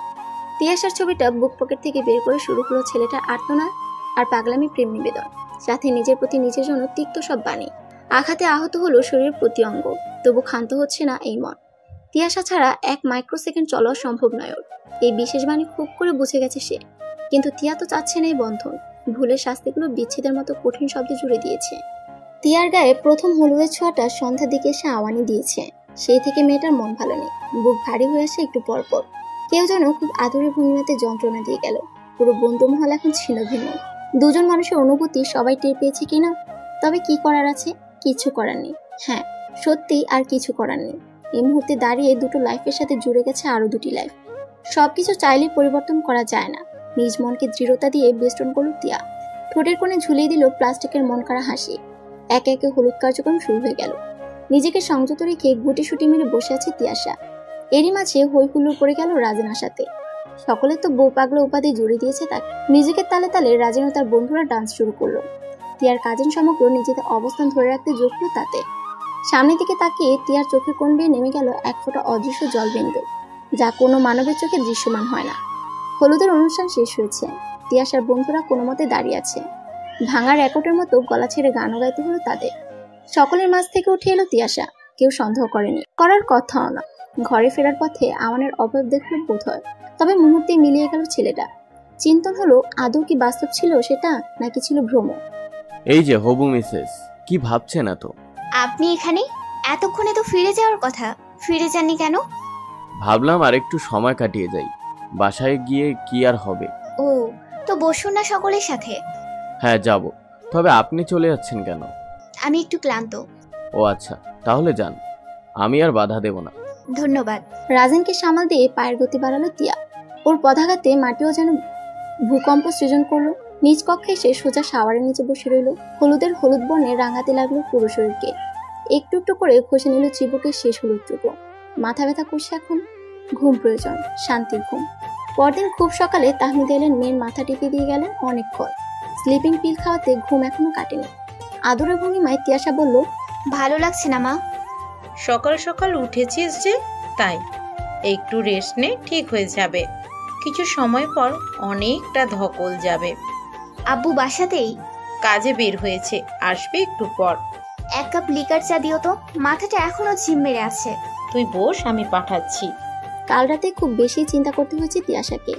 সিদ্ধান্ত আর বদলাবার নয়, পিছুটা রাখা যাবে না। সামনে এগিয়ে যেতে হবে, সেটা যে কিছুর বিনিময়। কিন্তু এই ইহজগৎ দোষ নেই কার, সবাই তো দোষী। হওয়াটাও কি স্বাভাবিক নয়? গত কয়েক মাসে নিজের অনুভূতিকে মূল্য দেয়নি আওয়ান। কখনো অনুভূতি জাগেনি এমন নয়। তিয়াশা নিজেও একে অপরাধে দণ্ডিত। গত কয়েক মাসে অনুভূতিকে নিচুকে বন্ধুত্ব নামে অভিহিত করেছে। কখনো কল্পনাই করা হয়নি এর পেছনে থাকা ভালোবাসাটুকু। কোথায় যেন লেখা ছিল, একটি মেয়ের কখনো ছেলে বন্ধু থাকতে পারে না। সেই বন্ধুটি নিঃসন্দেহে তার মন কেড়ে নেওয়া বিশেষ ধাঁচের মানব। সর্বক্ষেত্রে এই বাণী প্রযোজ্য না হলেও তিয়ার ক্ষেত্রে অক্ষর অক্ষরে মিলে গেল। আশ্চর্যজনকভাবে তিয়া আমানের প্রেমে পড়েছে। অন্যদিকে দুমন নিয়ে বেজায় চিন্তিত আমান। মধুপ্রিয়া তার জীবনে একটি ভুল স্বরূপ, যার আগমন ছিল কালবৈশাখী ঝড়ের মতো, অথবা খরস্রোতা পদ্মার মতো। এই দোষ অস্বীকার করতে পারে না। অস্বীকার করলেও কেউ কে মেনে নিবে না। হাজার হোক, দুজনের সম্পর্ক করার মাঝে জড়িয়ে ছিল আরো কিছু মানুষ। নিজেকে সঠিক প্রমাণের ইচ্ছেও হয়নি আওয়ানের। ভীষণ অসহায় হয়ে পড়েছে তিয়াশা। নিজ মনকে বোঝাতে বারবার অক্ষম হতে হতে আবার জিতে নিয়েছে সক্ষমতা। চোখের জল আড়াল করে হাসি মুখে বসে রইল বেডের এক কোণে। রাজিনের বাসা থেকে লোক এসেছে। পারিবারিক নিয়ম অনুসারে বিয়ের দিন শ্বশুরবাড়ি থেকে গহনা পরিয়ে দেওয়া হয়। তিয়াশার হবু শাশুড়ি মাহমুদা ছেলের বউয়ের প্রশংসা পঞ্চমুখ। নজর টিকা লাগিয়ে বললেন, তুমি তো আসমানের অপ্সরী মা। প্রতি উত্তরে তিয়া বলল, দোয়া করবেন আন্টি, অপসরি যেন নিজ দায়িত্ব হারিয়ে না ফেলে। ও মা, সে কি কথা? ব্যক্তিত্ব হারিয়ে ফেলবে কেন? এমন সুন্দর মুখখানা সবসময় স্নিগ্ধ আর অপরূপাই থাকবে। সব সময় সঠিক সিদ্ধান্তই নিবে। আপনি কি এখনই চলে যাবেন আন্টি? হ্যাঁ, নিয়ম তো তাই বলে। মাহমুদা চলে গেলেন। দরজায় কপাট লাগিয়ে বিছানায় বসলো তিয়া। সম্মুখে আয়না রয়েছে। নিজ প্রতিছবি দেখতে পাচ্ছে সেখানে। অমানবিক আচরণ ফুটে উঠেছে এই মুখে। নিজের ভিন্ন সত্তা দেখে হাহাকার নেমে এলো অন্তরে। বিছানার চাদর খামচে ধরল তিয়াশা। ঘন ঘন শ্বাস টেনে নিজেকে স্থির করলো। হাতের সরু পাতলা চুড়িগুলো ঝনঝন শব্দ তুলে পাশে ফোন হাতড়িয়ে আওয়ানের নাম্বারে মেসেজ লিখলো। তবে হঠাৎই আওয়ানের প্রোফাইল চোখে এলো। মধুপ্রিয়ার দিকে তাকিয়ে আছে হাস্যোজ্জ্বল চেহারা। হু হু করে উঠলো তিয়ার মানসপট। হাত থেকে ফোনটা ফেলে দিয়ে অস্থির হয়ে পড়লো। একই ভুল করেছিল সে। কিছুক্ষণের মাঝে বাচ্চাদের হইহুল্লোড় কর্ণপাত হলো। বর এসেছে ধ্বনিতে মুখরিত চারপাশ। এখন শুধু তিয়াকে ডেকে নেওয়া অপেক্ষা। নদীর ধারে বসে ইটে বিল ছুটছে আওয়ান। কোনো অনুভূতি নেই। সময় পরন্ত বিকেলের মাঝামাঝি। সবকিছু ঠিক থাকলে এতক্ষণে তিয়ার বিয়ে হয়ে যাওয়ার কথা। ফোনটা সুইচ অফ করে রেখেছে যাতে কেউ কোনো তথ্য দিতে না পারে। সহ্য হবে না যে। অর্ডার সময় পার করে মধুপ্রিয়ার আগমন হল। অনেকটা সময় জুড়ে আড়াল থেকে সে দেখছিল বিধ্বস্ত আওয়ানকে। দুজনের মাঝে ভালোই দূরত্ব। কারো উপস্থিতি বুঝেও তাকালো না আওয়ান। আনমনে পানিতে ঢিল ছুটতে লাগলো। কি সুন্দর করে ঢিলগুলো স্প্রিং এর মতো দই খেয়ে খেয়ে পানির সাথে মিশে যায়। এই সৌন্দর্যের কারণ খুঁজতে কি অনুভব হলো সেটা অসাধ্য। সৃষ্টিকে অনুভব করা যায়, তবে রহস্য উন্মোচন করতে গেলে পাগল হয়ে যেতে হয়। লোকে সাত করে বলে না বিজ্ঞানীরা পাগল হয়, তবে আওয়ান তো বিজ্ঞানী না। এই সাধারণ ভাবনার ফলে কি তাকে পাগল সম্বোধন করা হবে? হতেও পারে মাথার নিউরনগুলো ঠিকঠাক কাজ করছে না। যে কি করছো? ঢিল ছুটছি। সেটা তো দেখলামই, তবে এই সময়ে তোমার এখানে থাকা উচিত। তাহলে কোথায় যাব? তিয়াপুর বিয়ে দেখতে গেলে না যে? তুমিও তো দেখোনি। আমি তো বিজি ছিলাম অন্য কাজে, মাত্রই আসলাম। তোমাকে উনি বলেছিলাম তো। ও তাই তো, তুমি বিজি ছিলে। একটা কথা বলবে আওয়ান? বলো। তিয়াপুকে ভালোবাসো? সহজ একটা প্রশ্ন, যার উত্তর খুবই সোজা, তবে আওয়ানের কাছে সুউচ্চ পর্বতের নাম মনে হলো। মধুপ্রিয়ার প্রশ্নে ভীত সন্ত্রস্ত নয় সে, তবে কোথাও জ্বালা পড়া হচ্ছে। এই মুহূর্তে দাঁড়িয়ে তিয়াশা অন্য কারো নামে সংরক্ষিত, আর সামনে দাঁড়িয়ে যে প্রশ্নগুলো ছুটছে সে এককালীন প্রেমিকাও। বলা উচিত যে এখনো প্রেমিকা। তবে স্বঘোষিতভাবে বিচ্ছেদ ঘটেছে আওয়ান। আকাশের কাঠফাটা রোদে গায়ের চামড়া ঈষৎ জ্বালাপোড়া করছে, তবে ভালোই লাগছে এখানে। তিয়াপুর সাথে কথা বলবে আওয়ান? না। কেন? যে আমার নয় তার প্রতি মায়া বাড়িয়ে কি লাভ মধুপ্রিয়া? মধুপ্রিয়া? আওয়ান তাকে প্রথমবার মতো পুরো নামে সম্বোধন করলো। এতেই বোঝা যায় ভালোবাসার কতটা খাদ মিশে আছে। ছেলেটা চোখ মুখ বলে যাচ্ছে আমি ভালোবাসি তিয়াকে, খুব বেশি ভালোবাসি পাগলিটাকে। মধু আড়াল করলো নিজেকে।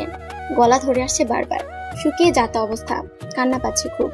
আওয়ানের চোখে মুখে লেগে থাকা তিয়াশার প্রতি গভীর টান মধুকে ভেঙে গুড়িয়ে দিচ্ছে একটু একটু করে।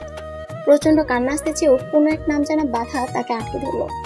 আওয়ানের চোখ থেকে এক ফোঁটা জল পড়তে নিয়ে পড়ল না। কোনো বিশেষ পদ্ধতিতে চোখের পানি শুষে গেল চোখের মাঝে।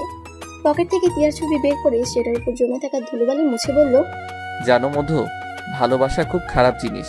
মিথ্যে বলবো না, তোমার প্রতি আমার যে অনুভূতি সেটা ভালো লাগা, তবে ভালোবাসা তিয়ার জন্যই লুকিয়েছিল। তোমার এলোকেশ আর সুন্দরী মুখমণ্ডল হয়তো ক্ষণিকের জন্য আমায় আকৃষ্ট করেছে। আমি নিজের ভুল কিংবা অন্যায় স্বীকার করতে দ্বিধাবোধ করছি না, কারণ এতে পাল্টে যাবে না সমস্তটা। দীর্ঘ 6 বছরের বন্ধুত্ব কখন যে ভালোবাসাতে রূপান্তর হয়েছিল আমি সত্যিই জানি না। প্রথম দিকে তো তিয়ার সাধারণ আকুতি আমি ফিরিয়ে দিয়েছিলাম, পরদিনই নিজের নিয়ন্ত্রণ হারিয়ে ফেললাম। ততক্ষণে তিয়া খুব করে মানিয়ে নিয়েছে নিজেকে। সে যথারীতিতে প্রত্যাখ্যান করেছে আমায়। আমি দোষ দিচ্ছি না কাউকে, তবে আফসোস হয় খুব। লাল টুকটুকে শাড়ি পরিহিতা তিয়া আজ আমার ঘরের বউ হলেও হতে পারত, তবে এখন সে অন্য কারো। আই এম সরি মধুপ্রিয়া, এতদিন যাবৎ তোমার সাথে অন্যায় করার জন্য। আমি সত্যি বুঝতে পারিনি আমি তোমার মোহে পড়েছি ক্ষণকালের জন্য। আসলে কখনো ভালোবাসা ছিলই না। কি নিষ্ঠুর স্বীকারোক্তি। মধুর গাল বেয়ে নেমে যাচ্ছে স্বচ্ছ তরল। আওয়ানের দিকে তাকিয়েছে নিষ্পলক ভাবে। কারো দোষ নেই এতে। এই ভাগ্যকে স্বাচ্ছন্দ্যে না হলেও পাথর চাপা দিয়ে মেনে নিল মধু। সন্ধ্যার আজান পড়েছে। মধুপ্রিয়া আর আমান পাশাপাশি বসে আছে। দুজনেই বিচ্ছেদকে গায়ে জড়িয়ে নিয়েছে। তবে মধু নিজের ভালোবাসার দাম দিবে আজ, যা সাজিয়ে এসেছে দুপুরে। আমানের কাঁধে হাত রাখলো সে, মলিন কণ্ঠে শুধালো, বাসায় যাবে না? তুমি যাও মধু, আমি পরে যাব। কেউ যে তোমার জন্য অপেক্ষা করছে আওয়ান। অপেক্ষা? কে করবে অপেক্ষা? মধুর অধরে স্মিত হাসে। ঘটনাটা তৎক্ষণাৎ চট করে মাথায় সাজিয়ে নিল আওয়ান। আনমনে ফুটে উঠল কয়েক ফালে উজ্জ্বল হাসি। ছুটতে ছুটতে চলে এলো চিরচেনা নদীর পাড়ে। আলতা পায়ে পানির সাথে খেলা করছে একটি মেয়ে। আধারে স্পষ্ট নয় তার অবয়ব। আকাশে গর্জে ওঠা মেঘের ডাক। আওয়ান এগোনোর সাহস পেল না। তার পূর্বেই খিলখিল করে হাসতে লাগলো মেয়েটি। নিজের জীবনের সমস্ত পাট চুকিয়ে আওয়ানের কাছে এসেছে সে। খোলা চুলগুলো আলোড়ন সৃষ্টি করেছে। মুহূর্তে মেঘ গর্জন তুলে আহ্বান করলো বন্ধু বৃষ্টিকে। আওয়ানের বুকের ভেতর ধিম ধিম শব্দ হতে লাগলো। শ্বাসগুলো ভারী হয়ে আছে। তুমুল বৃষ্টিতে ভিজে গেল চোখ মুখ সহ প্রতিটি লোমকূপ। মেয়েটির খিলখিল হাসতে মাতোয়ারা ঘুবল। মেঘের গর্জনের সাথে অস্পষ্ট অবয়বের মেয়েটির কণ্ঠের অচেনা সুর বেজে এলো। মেঘের বন্ধু বৃষ্টি আর আমার বন্ধু তুই।